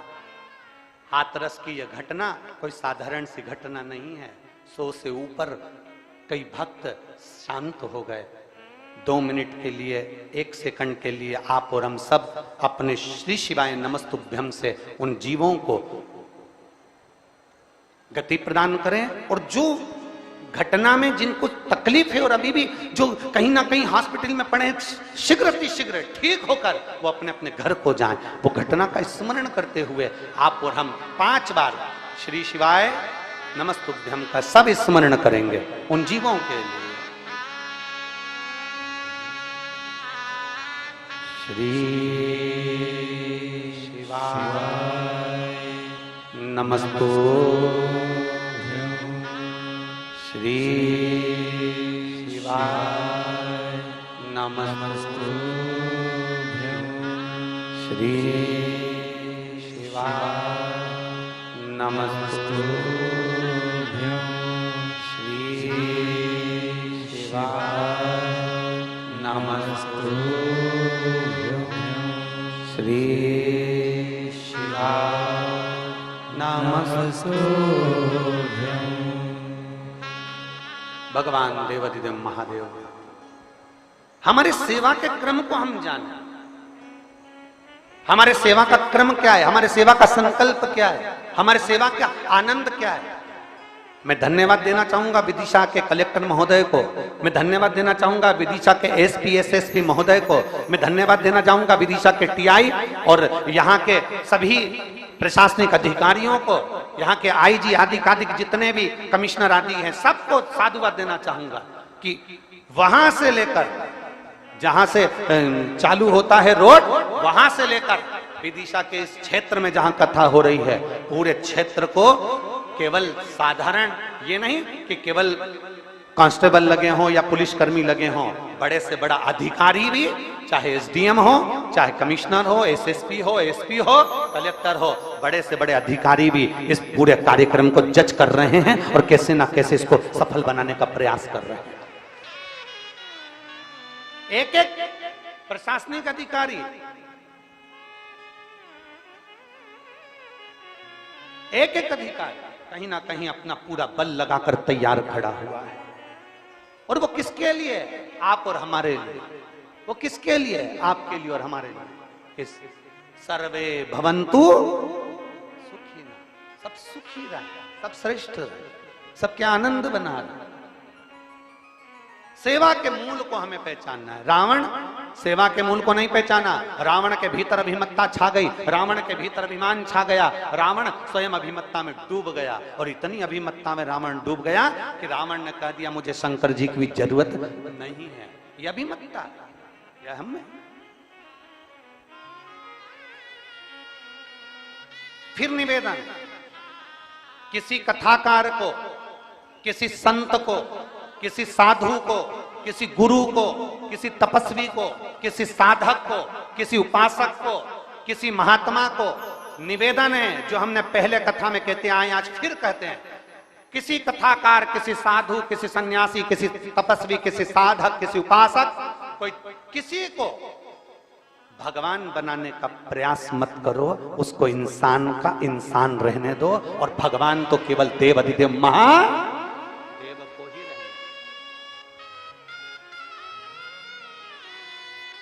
भगवान तो देवादिदेव महादेव को रहने दो, जितना बन सके भगवान की अविरल भक्ति को धारण करो, जितना बन सके भगवान शिव की अविरल भक्ति को धारण करो, जितना बन सके शंकर के दरवाजे पर जाया करो, शिव की गुणगान को गाया करो, जितना बन सके, जितना हो सके। और तेरी कृपा बिना नहीं एक भी अणु लेते हैं श्वास, तेरी कृपा से तनु तनु। एक जीव साधारण हो, एक जीव। और भगवान देवादिदेव महादेव का चरित्र कहता है, भगवान शिव का संवाद कहता है, ओगरदानी की कथा कहती है महाराज, अपने जीवन के एक आनंदता सुख को प्राप्त करिएगा, अपने जीवन के एक आनंद भाव को प्राप्त करिएगा। और शंभु शरणे पड़ी मांगो घड़ी रे घड़ी, दुख काटो दया करी दर्शन आपो। भगवान शिव की कथा कहती है, 7 दिवसीय जो शिव महापुराण की कथा विदिशा में चल रही है। पानी रोज प्रतिदिन गिर रहा है, प्रतिदिन जल वृष्टि हो रही है, प्रतिदिन पानी गिर रहा है, प्रतिदिन बहुत कीचड़ मच रहा है, क्योंकि जमीन काली मिट्टी की जहां कथा हो रही है, काली मिट्टी की जमीन। समिति ने बहुत अथक प्रयास किया, प्रशासन बहुत अथक प्रयास करी है, चारों तरफ पूरे विदिशा वालों ने बहुत प्रयास किया है, पर पानी गिरता है तो जमीन में ही जाता है, और जमीन गीली हो जाती है तो कीचड़ मच जाता है। तो ये प्रयास किया जा रहा है कि 7 दिन की कथा को आज चतुर्थ दिवस की कथा में ही विराम दिया जाएगा, जिससे आने वाले समय में आप सभी लोगों को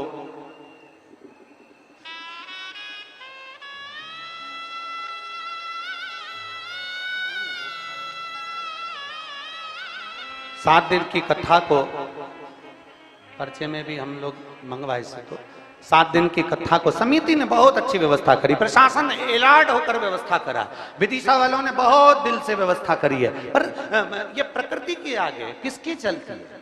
प्रकृति के आगे किसी की चल रही है? उत्तराखंड में पानी पानी हो रहा है, गुजरात में जलवृष्टि हो रही है अपार, सिक्किम में पानी गिर रहा है, तो ये प्रकृति के आगे किसकी चलती है? अपार जलवृष्टि होती है, उसके कारण बस ये मिट्टी जो गीली हो जाती है, पानी बहकर अंदर पंडाल में आ जाता है, रुकने वालों को और कथा श्रवण करने वालों को, बुजुर्ग लोगों को चलने में तकलीफ होती है, आने जाने में दिक्कत होती है। इसलिए 7 दिन की कथा को आज चतुर्थ दिवस की कथा पर ही पूरा विराम दिया जाएगा। और हम तो साधुवाद देंगे कि विराम भी हो रहा है तो प्रदोष के दिन हो रहा है, आप खाली नहीं जाओगे। बोल बम का नारा है, विराम भी हो रहा है तो प्रदोष के दिन मेरा बाबा आपके साथ नंदी पर बैठकर आपके दरवाजे तक आपकी झोली भरने जरूर आएगा, ये निश्चित था। अरे लुटा दिया भंडार काशी वाले ने, कर दिया माला माल काशी वाले ने। ये शिव तत्व है। अभी आप देखिए, हम आस्था चैनल वालों से भी कहेंगे, जरा दिखाना इनको, जरा कितना छाता ले लेकर, पन्नी ले लेकर पानी में यहाँ वहाँ जहाँ तहाँ जहाँ जगह मिल जाती है लोग वैसा बैठ जाते हैं, कथा को श्रवण करते हैं। इतना इनको जमीन भी दिखाना इनको कि कितना कीचड़ मच रहा है। तो उस हिसाब से मैं समिति को और प्रशासन को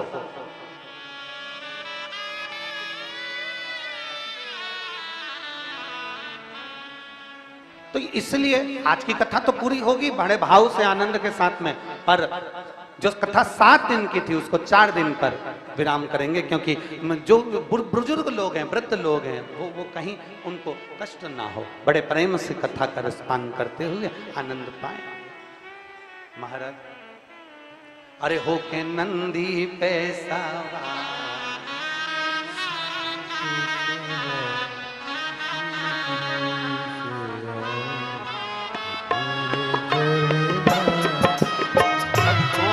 पुकार हो के नंदी पे सवार, काशी नगरी से आए हैं मेरे भोलेनाथ। सुन के भक्तों की पुकार हो गए नंदी पे सवार, काशी नगरी से आए हे मेरे भोलेनाथ। सुन के भक्तों की पुकार हो के नंदी पे सवार, काशी नगरी से आए हैं मेरे भोलेनाथ। सुन के भक्तों की पुकार हो के नंदी पे सवार, काशी नगरी से आए पीछे वाले भी दोनों हाथों से मेरे भोलेनाथ।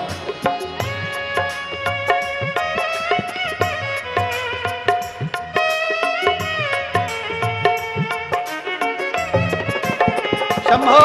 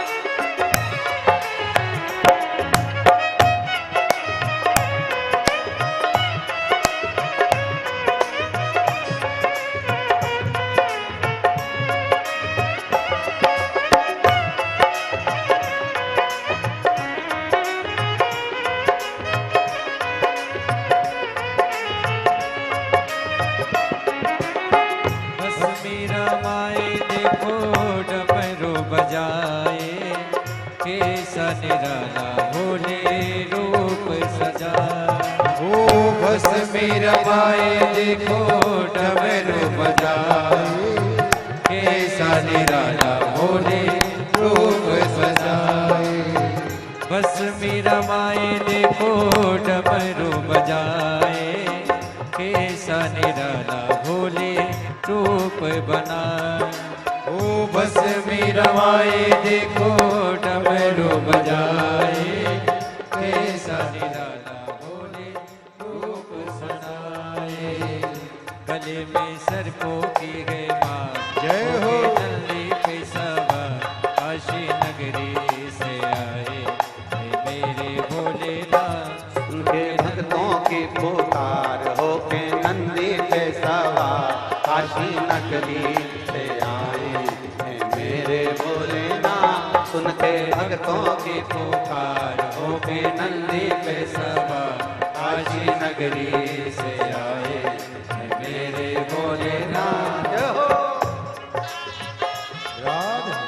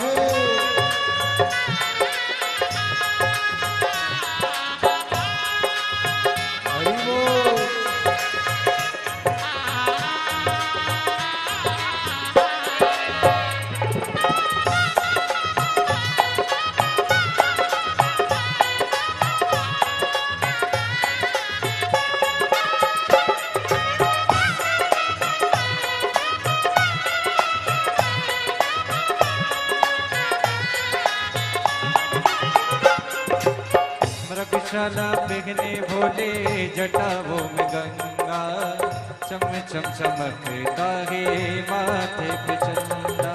ओ मृगशाला पहने भोले जटाओं में गंगा, चम चम चमकता है माथे पे चंदा। मृगशाला पहने भोले जटाओं में गंगा, चम चम चमकता है माथे पे चंदा। ओ मृगशाला पहने भोले जटाओं में गंगा, चम चम चमकता है माथे पे चंदा। गोरा जी को लेके साथ होके नंदी पे सवार, काशी नगरी से आए मेरे भोलेनाथ। होके नंदी पे सवार, नंदनों की पुकार, काशी नगरी से आए मेरे भोलेनाथ। सुन के भक्तों की पुकार, होके नंदी पे सवार, काशी नगरी से आए हैं मेरे भोलेनाथ। सुन के भक्तों की पुकार, होके नंदी पे सवार, काशी नगरी से आए मेरे भोलेनाथ। सुन के भक्तों की पुकार, होके नंदी पे सवार, काशी नगरी से आए हैं मेरे भोलेनाथ। हे भक्तों की पुकार, होके नंदी पे सवार, काशी नगरी से आए मेरे भोलेनाथ। काशी नगरी से आए हैं मेरे भोलेनाथ। काशी नगरी से आए मेरे भोलेनाथ। काशी नगरी से आए हैं मेरे भोलेनाथ। काशी नगरी से आए मेरे भोलेनाथ। हर महादेव है। अपने स्थान पर बैठकर भगवान शिव से अपने मन की बात बड़े भाव के साथ दिल से प्रार्थना करिए। भाव के साथ जहां जगह मिले वहां बैठ जाओ। अगर कीचड़ हो तो खड़े खड़े ही बाबा से प्रार्थना करिए। भाव से आनंद से विनती करिए।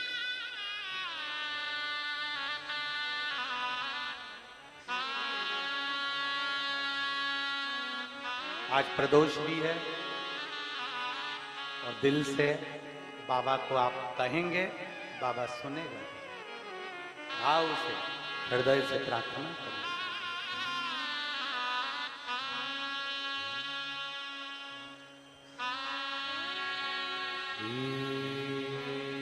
शिवाय नमस्तुभ्यं श्री शिवाय नमस्तुभ्यं श्री शिवाय नमस्तुभ्यं श्री शिवाय नमस्तुभ्यं श्री शिवाय नमस्तुभ्यं। भोला सब दुख काटो तुम्हारा, ओ भोला सब दुख काटो तुम्हारा। शिव शंकर जपो तेरी माला, भोले बाबा जपो तेरी माला। भोला सब दुख काटो तुम्हारा, ओ भोला सब दुख काटो तुम्हारा। वेश है मंगलकारी, वेश है मंगलकारी। शमशान वासी हमारा, शमशान वासी हमारा। ओ भोला सब दुख काटो तुम्हारा, ओ भोला सब दुख काटो तुम्हारा। भगवान शिव से करी गई प्रार्थना खाली ना जाए।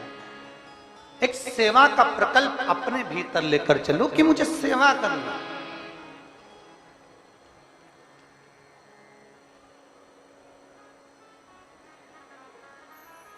हम मंदिर जाते हैं, हम तीर्थ जाते हैं, हम देवालय शिवालय जाते हैं। ये मन में सोच कर जाओ, आधा घंटा थोड़ा ज्यादा लगेगा, 1 घंटा थोड़ा ज्यादा लगेगा, पर मैं किसी को धक्का नहीं दूंगी, मैं किसी को कष्ट नहीं दूंगा। आराम से बाबा के धाम पर मैं इतना खर्चा कर कर आया हूं, तो मैं आराम से बाबा का दर्शन करूंगी, आराम से दर्शन का आनंद। सेवा लेकर आओ, सेवा का प्रकल्प।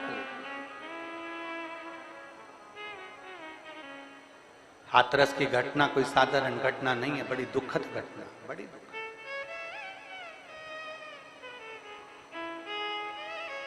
सेवा के प्रकल्प को बढ़ाना। रावण मना कर दिया। नंदी ने कहा बोलो तो भगवान शंकर से कि देवादिदेव महादेव भगवान शिव ओघड़दानी त्रिकालदर्शी कैलाशी मेरी विपदा की घड़ी में तुम आ जाना। पर रावण ने कहा नहीं, मेरे आगे काल क्या करेगा। रावण को यह कहना था कि महाकाल के आगे काल क्या करेगा, पर रावण कहता है कि मेरे आगे काल क्या करेगा। ये भ्रम है व्यक्ति, ये व्यक्ति का भ्रम है।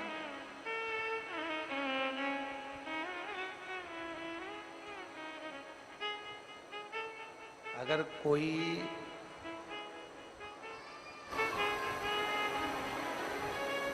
कितना भी महान हो जाए, कोई कितना भी उन्नति की सीढ़ी पर चढ़ जाए, शिव महापुराण की कथा कहती है, पर वो मेरे देव अधिदेव महादेव की चरण के धूल के समान है, महादेव नहीं बन सकता। वो मेरा राम, वो मेरा कृष्ण, मेरा शिव नहीं बन सकता, वो मेरा नारायण नहीं बन सकता। मानव मानव ही रहे।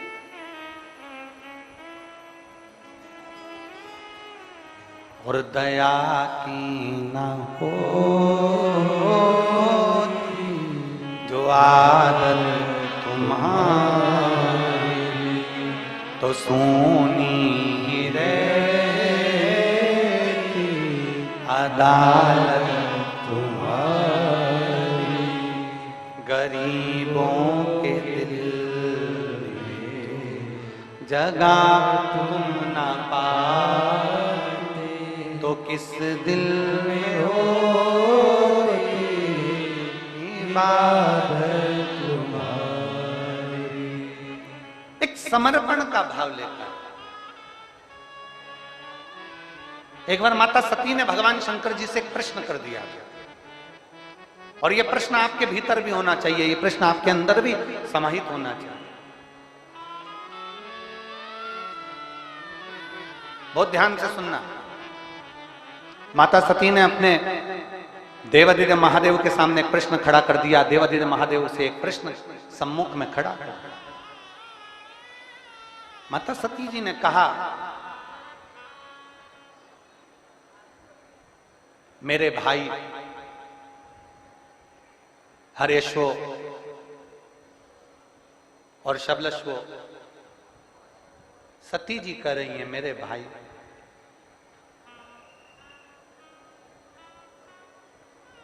देवऋषि नारद ने इनको आपकी भक्ति में लगा दिया। मेरे भाई जिनको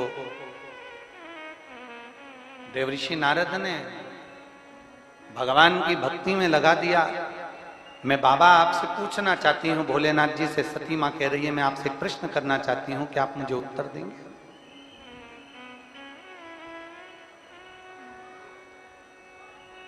दक्ष प्रजापति ने तो इनको प्रकट किया था। मेरे पिता दक्ष प्रजापति ने अपने बेटे को प्रकट किया था कि सृष्टि का निराकरण करेंगे, सृष्टि को आगे बढ़ाएंगे। पर मेरे भाई सती मां कहती हैं, उनको देवऋषि नारद ने आपकी भक्ति में रमा दिया, आपके भजन में डुबो दिया। ये कैसे हो सकता, कैसे हो सकता। मेरा एक भाई अगर भजन में डूब जाता तो दूसरा कम से कम सृष्टि का निराकरण तो करता, पर यहां तो मेरे पूरे की पूरे भाई। सती मैया कह रही मेरा पूरा का पूरे भाई, दक्ष प्रजापति के पुत्र सारे के सारे भजन में डूब गए। ये समझ में नहीं आया मुझे, ये मुझे समझ में नहीं आया, ये मुझे समझ नहीं पाया।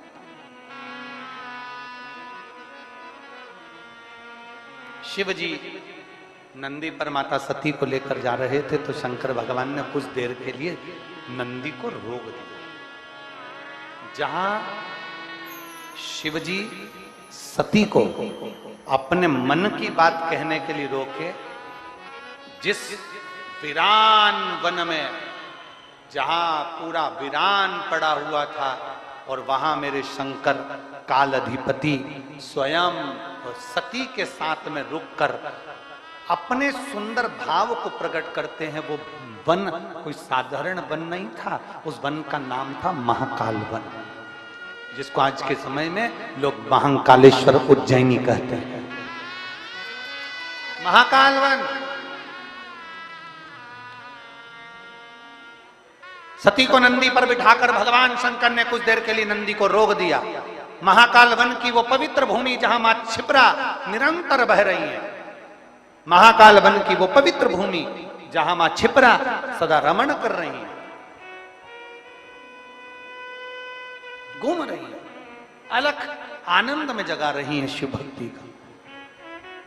नंदी रुके, मां ने पूछा, मां ने कहा कि मेरे मन का जो संशय है ना, बस वो संशय मिटा दो। मेरे भाई नारद जी के कहने पर भगवान शंकर की भक्ति में कैसे लग गए, बस इतना सा मुझे पूछना है, मेरे भाई भक्ति में क्यों लगे।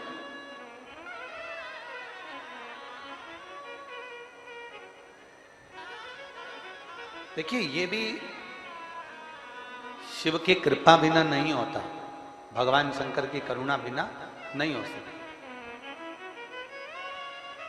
शर्मा जी, हम कई बार कथाओं में कहते हैं कि अगर शिव महापुराण का कोई यजमान बना हुआ है या सह यजमान बने हुए हैं या कोई 25, 15, 20 जो भी यजमान बने हुए हैं या सहयोगी बने हुए हैं या कोई समिति है या लोग शिव महापुराण की कथा सुन रहे हैं या कोई नजदीक में शिवालय है, शंकर का मंदिर है, वहां लोग सेवा में लगे हैं, तो आखिर शंकर भगवान इतने सारे विदिशा में से या इतने सारे क्षेत्र में से कुछ लोगों को चुनता क्यों है? तो उसके लिए सती मैया कहती है, महादेव आप बताओ कि मेरे भाई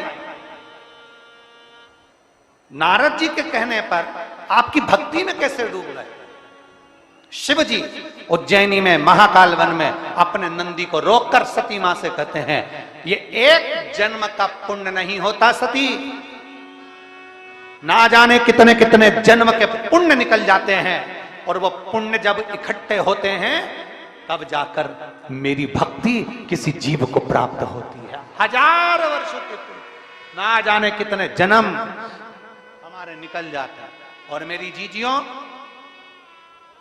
मेरे जीजाओं, मेरी बेटियों, मेरे बेटाओं, मेरी माताओं, मेरे भाई, एक बात का स्मरण रखना, अगर आप आपके नजदीक के शंकर के मंदिर में शिवालय में जा रहे हो, वहां सेवा कर रहे हो, झाड़ू लगा रहे हो, जल चढ़ा रहे हो, बेलपत्र चढ़ा रहे हो, श्रृंगार कर रहे हो, बड़े प्रेम से शंकर की अविरल भक्ति कर रहे हो, आप शिव महापुराण की कथा में पहुंचकर कथा का लाभ ले रहे हो, समझ लेना आपका एक जन्म का पुण्य नहीं, ना जाने कितने कितने जन्म निकल गए होंगे, उसके पुण्य के अनुकूल आप यहां पहुंचे हो,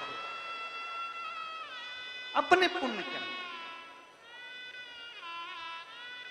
फिर वही एक लाइन वापिस आ गई, तेरी कृपा बिना नहीं, बोलो सब बोलो जरा, तेरी कृपा बिना नहीं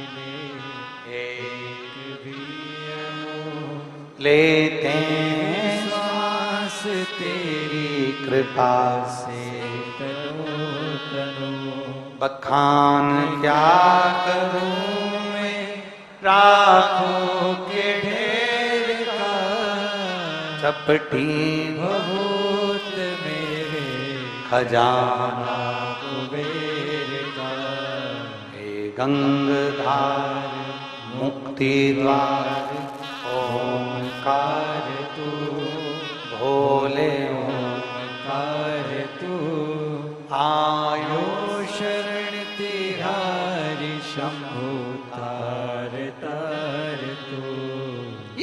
कौटि कौटि जन्म कौटि कौटि।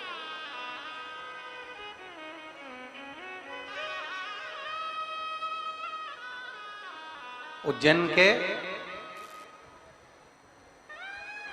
ऋण मुक्तेश्वर मंदिर का कभी दर्शन करने व्रत आप जब उज्जैन जाएं तो 84 महादेव में से एक महादेव ऋण मुक्तेश्वर महादेव का दर्शन करें। आप जब दर्शन करने के लिए उज्जैन की पवित्र भूमि पर मेरे महाकाल बाबा की पवित्र भूमि पर जब जाएंगे तो उस भूमि पर दीवाल पर पत्थर पर अंकित है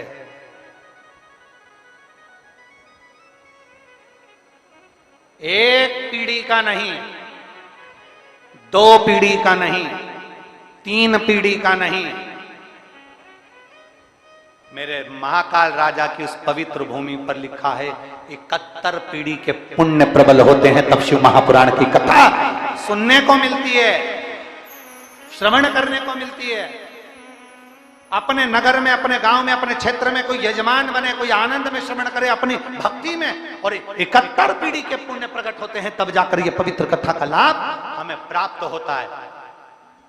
किसी तीर्थ में पहुंचना, किसी तीर्थ में पहुंचकर भगवान की अविरल भक्ति को धारण करना, अभी बोल बम का नारा है। आवाज जरा जम के दोनों हाथों से, बोल बम का नारा है, सारी समस्या का हल। आपका विश्वास, आपका भरोसा, आपकी दृढ़ता शिव के करीब में ले जाता है, शंकर के करीब।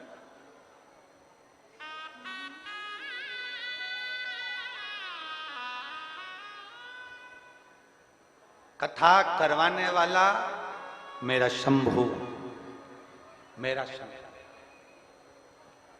शिव महापुराण की शुरुआत में आ जाइए। शिव महापुराण के महत्तम में लिखा है कि चंचुला देवी का पति बिंदुक प्रेत योनि में पड़ गया तो चंचुला देवी बेधव्य हो गई, बेधव्य। अब चंचुला सोच रही है कि मेरे पति की मुक्ति के लिए क्या करना है, और पार्वती जी ने कह दिया शिव महापुराण की कथा। चंचुला विचार कर रही है कि मैं किससे करवाऊंगी, तो कहा तुम रुका जी के पास जाओ। देव ऋषि नारद जी ने मना कर दिया था, मैं कथा नहीं सुना सकता क्योंकि मुझे श्राप लगा है, मैं एक जगह बैठ नहीं सकता, मैं एक जगह बैठ नहीं।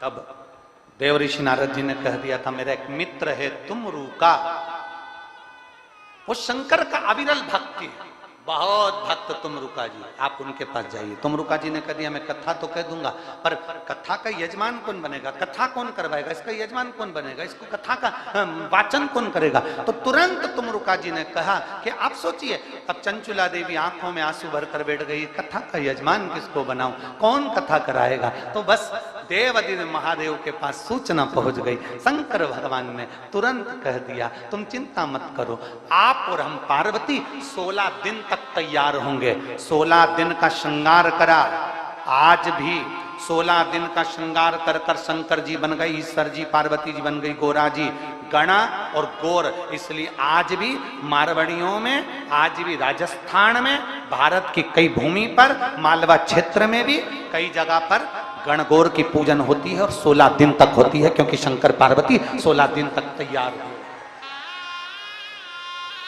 16 दिवस तक शिव जी श्रृंगार करे, शंकर भगवान ने 16 श्रृंगार कर लिया, शिव जी ने श्रृंगार कर लिया, 16 संस्कार के रूप में हो गए, और पार्वती जी ने 16 श्रृंगार करा तो 16 श्रृंगार के रूप में हो गए, धारण कर लिया। कथा बांचने वाला भी शिव है, कथा करवाने वाला भी जम के बोलो जरा शिव है, और कथा सुनने वाला भी शिव। शिव है, यहां कोई नहीं,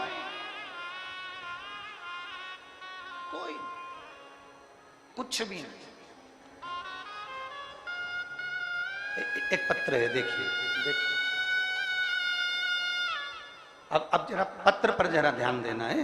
हम उस पत्र का स्मरण करेगा। मेरा नाम लक्ष्मी चौधरी है, मेरे पति का नाम मुकेश चौधरी है, मैं निवासी मोहनगिरी माता मंदिर विदिशा की निवासी हूं। कहीं बैठी हो तो हाथ हिलाइएगा, कहीं अगर बैठी हो तो हाथ हिलाइएगा। ये पत्र आपने भेजा है। कहीं बैठी हैं, हाथ हिलाओ जरा। हाँ ठीक है, दिख गए हो। आ जाओ, एक बेलपत्र ले जाना, आ जाइए। मेरा नाम लक्ष्मी चौधरी है, मेरे पति का नाम मुकेश चौधरी है, निवासी मोहनगिरी माता मंदिर विदिशा की निवासी हूँ। 28 अप्रैल 2022 को अचानक से मेरे पेट में दर्द हुआ। फिर हम अस्पताल गए तो वहां हमने सोनोग्राफी कराई और तो हमें पता चला कि मेरे बच्चेदानी में 2 गठान हो गई है और डॉक्टर ने कह दिया इसका ऑपरेशन करना जरूरी है। ये गठान साधारण सी नहीं है। अब हम करें तो करें क्या? मेरे घर में मेरी ननंद की शादी थी, घर के लोग चिंता में पड़ गए, शादी का कार्य भी आ गया। हमने सोचा अब ननंद की शादी के बाद विचार करेंगे, पर पेट में दर्द बना रहा, ऑपरेशन का मन में विचार करा। फिर किसी ने कहा शिव महापुराण की कथा सुनो, उसमें बताया जाता है कि 1 लोटा जल और 1 बेलपत्र शिव जी को चढ़ाना, कुंदकेश्वर महादेव का नाम लेकर उसको पीना और बेलपत्र खाना। गुरुदेव, मैं बाबा का क्या गुणगान करूं? शंकर की कथा में हमने केवल सुना और शिव जी पर भरोसा था। अब इस कथा को, आप इस पत्र को जरा ध्यान देंगे कि हमने कथा में सुना और शंकर पर भरोसा, शिव पर विश्वास, और सबसे मुख्य है विश्वास। फिर निवेदन करेंगे, जैसे आप वैसे हम, जैसे आप पानी पीते हो वैसे हम पानी पीते हैं, जैसे आप सोते वैसे हम सोते, जैसे आप खाते वैसे हम खाते। फिर निवेदन, सीहोर वाले महाराज पर भरोसा नहीं करना है तुमको, भरोसा करना है मेरे काल अधिपति महादेव पर, भरोसा करना है तुम्हें मेरे शंकर पर, भरोसा करना है तुम्हें मेरे शिव पर। उस जीजी ने लिखा, हमने आपकी कथा को सुना और सुनकर शिव जी पर भरोसा करा। 15 दिन तक लगातार शिव के मंदिर गई, 15 दिन लगातार बेलपत्र खाई। मैं पहले शिव के मंदिर नहीं जाती थी, पर आपके कहने पर मंदिर जाना चालू करा और 15 दिन तक मैंने बेलपत्र खाई। 15 दिन के बाद फिर डॉक्टर के यहाँ गए और सोनोग्राफी कराई। 15 दिन के बाद मालूम पड़ा कि मेरी दोनों गठाने गल चुकी थी। मैं बाबा को यहाँ प्रणाम करने के लिए आई। अब यहाँ ना तो कोई तुमको बेल दिया, ना कोई तुम्हें भभूति दिया, ना कोई तुमको नारियल दिया, ना कोई तुम्हारे पास में आया, ना कोई तुम्हारे को सामान दिया। करा क्या तुमने? केवल शंकर को दिल में बिठाकर शिव की कथा को अपने हृदय में बिठा लिया और ये भरोसा कर लिया कि मेरा दुख मेरा महाकाल काटेगा, तो महाकाल ने काटा। मेरी तकलीफ मेरा महादेव काटेगा, महादेव ने काटा। फिर निवेदन है, दुनिया धोखा दे सकती है, दुनिया तकलीफ दे सकती है, पर एक बात याद रखना, मेरा काल अधिपति महाकाल राजा कभी दुख नहीं दे सकता, कभी तकलीफ नहीं दे सकता।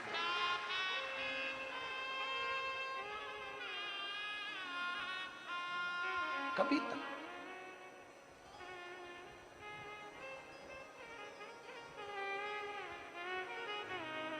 मेरे बाबा दया करना, मैं तेरे भरोसे हूँ। सब बोलिए साथ में, भोले बाबा दया करना, मैं तेरे भरोसे हूँ। ना घर के भरोसे हूँ, ना परिवार के भरोसे हूँ,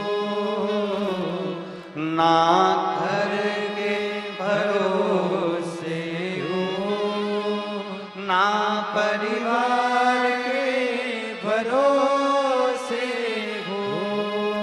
मेरे बाबा दया करना, मैं तेरे भरोसे हूँ। भोले बाबा दया करना, मैं तेरे भरोसे हूँ। कोई तुमसे कहे हमारे भरोसे रहो, कोई तुमसे कहे हमारे भरोसे रहो, ना, भरोसा एक का रखना। किसका? देव अधिदेव महादेव का रखना। संसार के लोगों का भरोसा मत रखना। संसार तो मिथ्या है, झूठा है, छल है, प्रपंच है, ये सारा संसार उसी में समाहित है। भरोसा रखना मेरे देव अधिदेव महादेव का। थोड़ी प्रतीक्षा करना, थोड़ा इंतजार करना, थोड़ी धैर्य रखना। एक बात आप लोगों से पूछें, उत्तर दोगे? जम के तो बोलो। पक्का? रेलवे स्टेशन जाते हो? कब जाते हो? जब ट्रेन आके खड़ी हो जाती है तब? जम के तो बोलो। नहीं। कब जाते हो? पहले क्या करते हो? ट्रेन का, यह बात विदिशा वालों नजर उतरवा लेना तुम्हारी। बहुत जोरदार बोले, बहुत बढ़िया। क्या करते हो? ट्रेन का इंतजार। बस स्टैंड जाते हो? बस आकर खड़ी हो जाती है तब जाते हो? नहीं, पहले क्या करते हो? बस का इंतजार। बिजली का बिल भरने जाते हो तो ऑफिस में आने वाले ऑफिसर का इंतजार। कोई कार्य के लिए जा रहे हो तो थोड़ा इंतजार करते हो। उसी तरह अगर तुम्हारे दुख कटने में देरी हो रही हो, चिंता मत करना। जैसे ट्रेन 4 घंटा 6 घंटा लेट आएगी पर आएगी जरूर, अपने निश्चित समय से थोड़ी देरी में आएगी। पानी गिर रहा है, कोहरा हो रहा है, बहुत तेज कोहरा पड़ रहा है, इसलिए ये नंबर की ट्रेन इस स्टेशन पर 6 घंटे की देरी से आएगी, परंतु आएगी जरूर। उसी तरह बाबा आएगा जरूर, ये पक्का है, विश्वास पक्का है।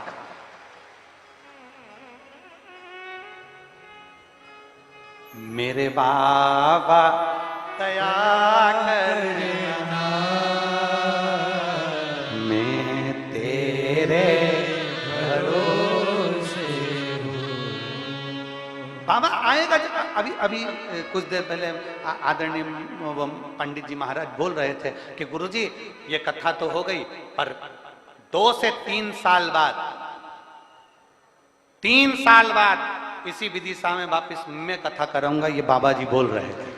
बाबा जी धन्यवाद बहुत बहुत। एक बार खड़े हो जाओ, इनके लिए जोरदार ताली बजाओ एक बार। ये बल है इनका, ये बल है इनके अंदर, ये ऊर्जा इनके अंदर कि ये कथा हो गई, पर बाबा जी ने कह दिया गुरुजी 3 साल के बाद ऐसी कृपा करो कि बस मैं कथा कराऊं और बाबा इस विदिशा में फिर आ। इसको बल कहते हैं, इसको ऊर्जा कहते हैं। ये मेरे विदिशा का जो इतिहास विदिशा रचता आया है, आज फिर विदिशा ने वही इतिहास रच दिया, फिर वही इतिहास रच दिया।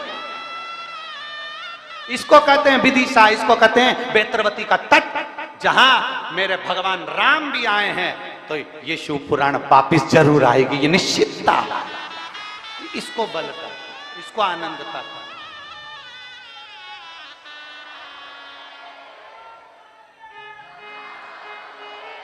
ये विश्वास, ये भरोसा, ये दृढ़ता। और हम तो बाबा जी से कर रहे हैं, परंतु हम तो पूरे जितने पंडाल में बैठे हैं ना, और जो पंडाल के बाहर और जो आस्था चैनल पर कथा सुन रहे हैं, इन सब से कहेंगे मेरा भोले बाबा तुमको इतना दे कि आने वाले समय में तुम भी इस कथा के यजमान बनकर सामने बैठो। ये बाबा इतना दे दो। मेरे बाबा दया करना, मैं तेरे भरोसे हूँ। ना घर के भरोसे हूँ,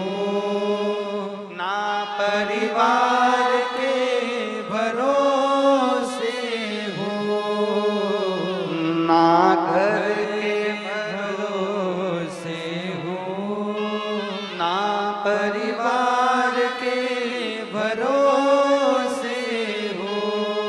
मेरे बाबा दया करना, मैं तेरे भरोसे हो। भोले बाबा दया करना, मैं तेरे भरोसे हो। एक विश्वास, एक दृढ़ता, एक भरोसा। माता सती जी ने पूछ लिया महाकाल वन में, शंकर भगवान नंदी को रोककर मां सती जी से कहते हैं पूछो सती क्या पूछना चाहती हो। सती कहती है मेरे भाई नारद जी के कहने पर सत्संग में लग गए, आपकी सेवा में लग गए। आखिर क्यों, किस लिए, क्यों?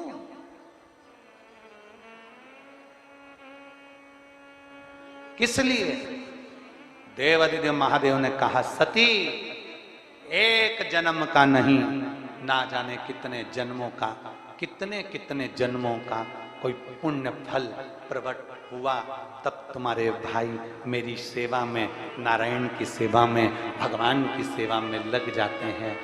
आज के जमाने में हर माँ अपने बच्चे को डॉक्टर बनाना चाहती है, हर माँ अपने बच्चे को इंजीनियर बनाना चाहती है, हर माँ अपने बच्चे को कलेक्टर बनाना चाहती है, हर माँ अपने बच्चे को आईएएस ऑफिसर बनाना चाहती है, हर माँ अपने बच्चे को पटवारी आदि आदि कोई मिनिस्टर, कोई मंत्री सब बनाना चाहती है।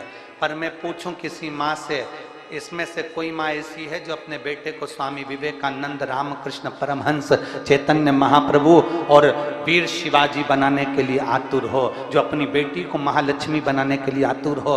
प्रत्येक माँ अपने बेटे को डॉक्टर बनाना चाहती है, इंजीनियर बनाना चाहती है, प्रत्येक माँ अपने बेटे को एक आईएएस ऑफिसर बनाना चाहती है। पर कोई माँ कभी ये विचार नहीं करती कि मेरा बेटा नामदेव बनेगा, कि मेरा बेटा मीरा बनेगी, कि कर्मा बनेगी, कि भगवान मेरे बच्चे को तुकाराम, ध्रुव और प्रहलाद बनाऊंगी। कोई मां नहीं कहती कि मेरे बच्चे को मैं ध्रुव बनाऊंगी कि प्रहलाद बनाऊंगी। वो तो मेरा भोलेनाथ कुछ ऐसी कृपा कर कर किसी माता के गर्भ से बच्चे को जन्म दिला देता है, जो बच्चा भगवान की भक्ति में लग जाता है।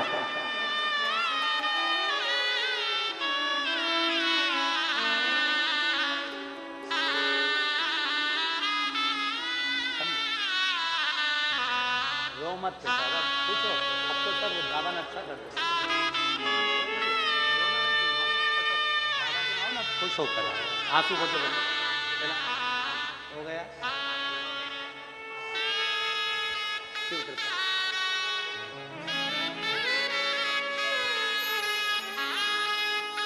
और रिश्ता तेरा मेरा सबसे है प्यारा, मेरा बाबा, मैं हूँ तेरा दादा, मैं हूँ तेरा दादा। तू मेरा बाबा, मैं हूँ तेरा दादा, मैं हूँ तेरा दादा। एक विश्वास अपने भीतर। आप डॉक्टर बना रहे हो, आप कलेक्टर बना रहे हो, आप अपने बेटे को इंजीनियर बना रहे हो, पर प्रहलाद, ध्रुव, भक्त, भगवान का भजन करने वाला कोई नहीं बनाता। बनाने वाला तो केवल मेरा देवादिदेव महादेव होता है, जो बना लेता, बना लेता। एक पत्र है, देखिए,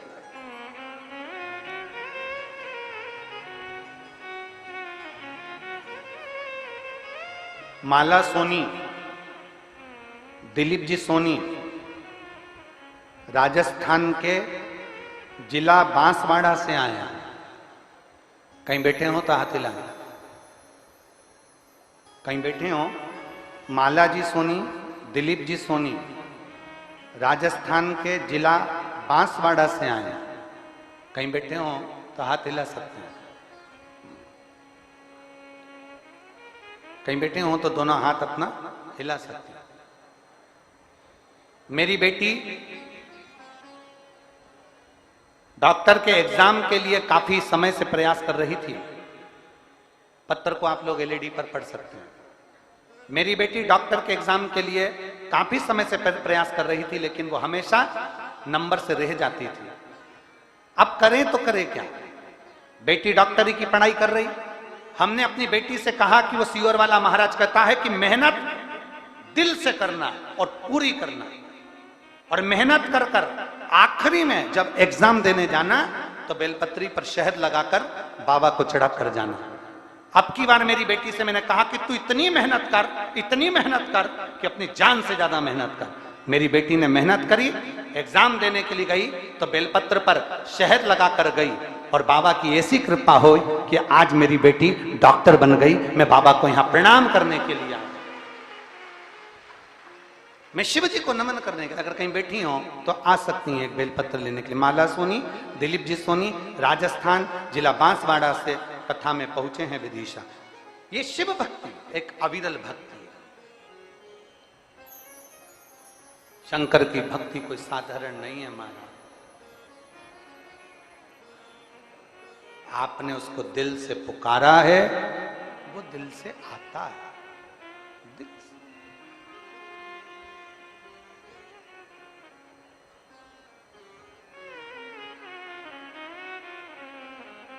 मेरे बाबा दया करना, मैं तेरे भरोसे हूँ। भोले बाबा दया करना, मैं तेरे भरोसे हूँ। आप किसी पर भरोसा न करिए, आप किसी पर विश्वास मत करिए, पर मेरे देवाधिदेव महादेव पर, आपके एक लोटे जल पर, आपकी एक बेलपत्र पर, शंकर के शिवालय पर पूर्ण भरोसा रखो। किसी पर मत रखो। भगवान पर जो भरोसा करता है, भगवान उसके भरोसे को कभी तोड़ता नहीं, कभी।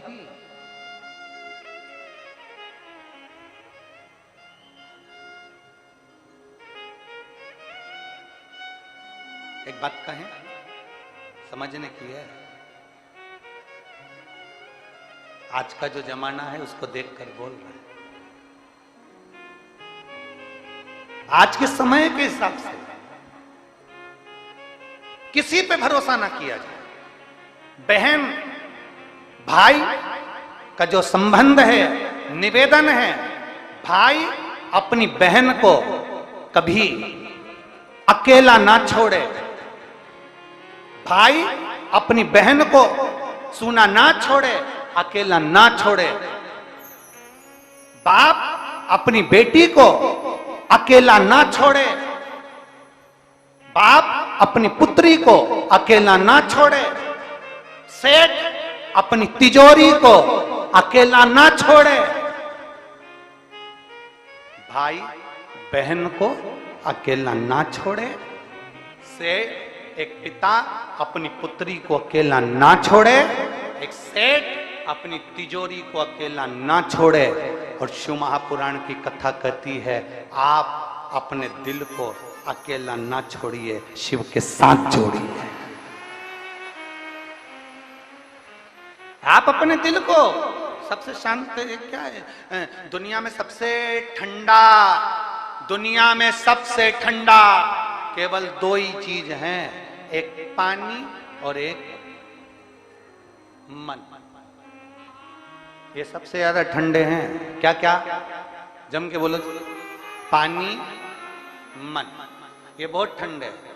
पानी को तुम कितना ही उकाल लो, कितना ही उकाल लो, कितना ही उकाल लो, कितना ही गर्म कर लो, और थोड़ी देर उसको रख दो, उसके बाद वो, अरे जम के तो बोलो, ठंडा हो जाता है।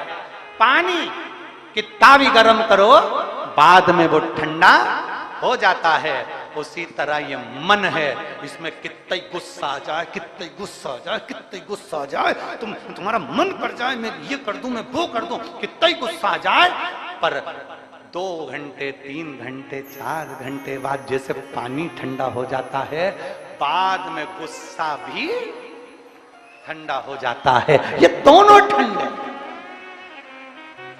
ये दोनों ठंडे, पानी भी ठंडा है और बोलो बोलो जम के बोलो, मन भी ठंडा है। पानी को उकाल लो, गरम कर लो, 2 4 5 घंटे बाद ठंडा हो जाएगा। उसी तरह मन में कितना भी क्रोध कर लो, कितना भी गुस्सा कर लो, वो बाद में अपने आप ठंडा हो ही जाएगा। सास बहू कितनी भी झगड़ा कर रहे ना, इनके बीच में कभी नहीं बोल,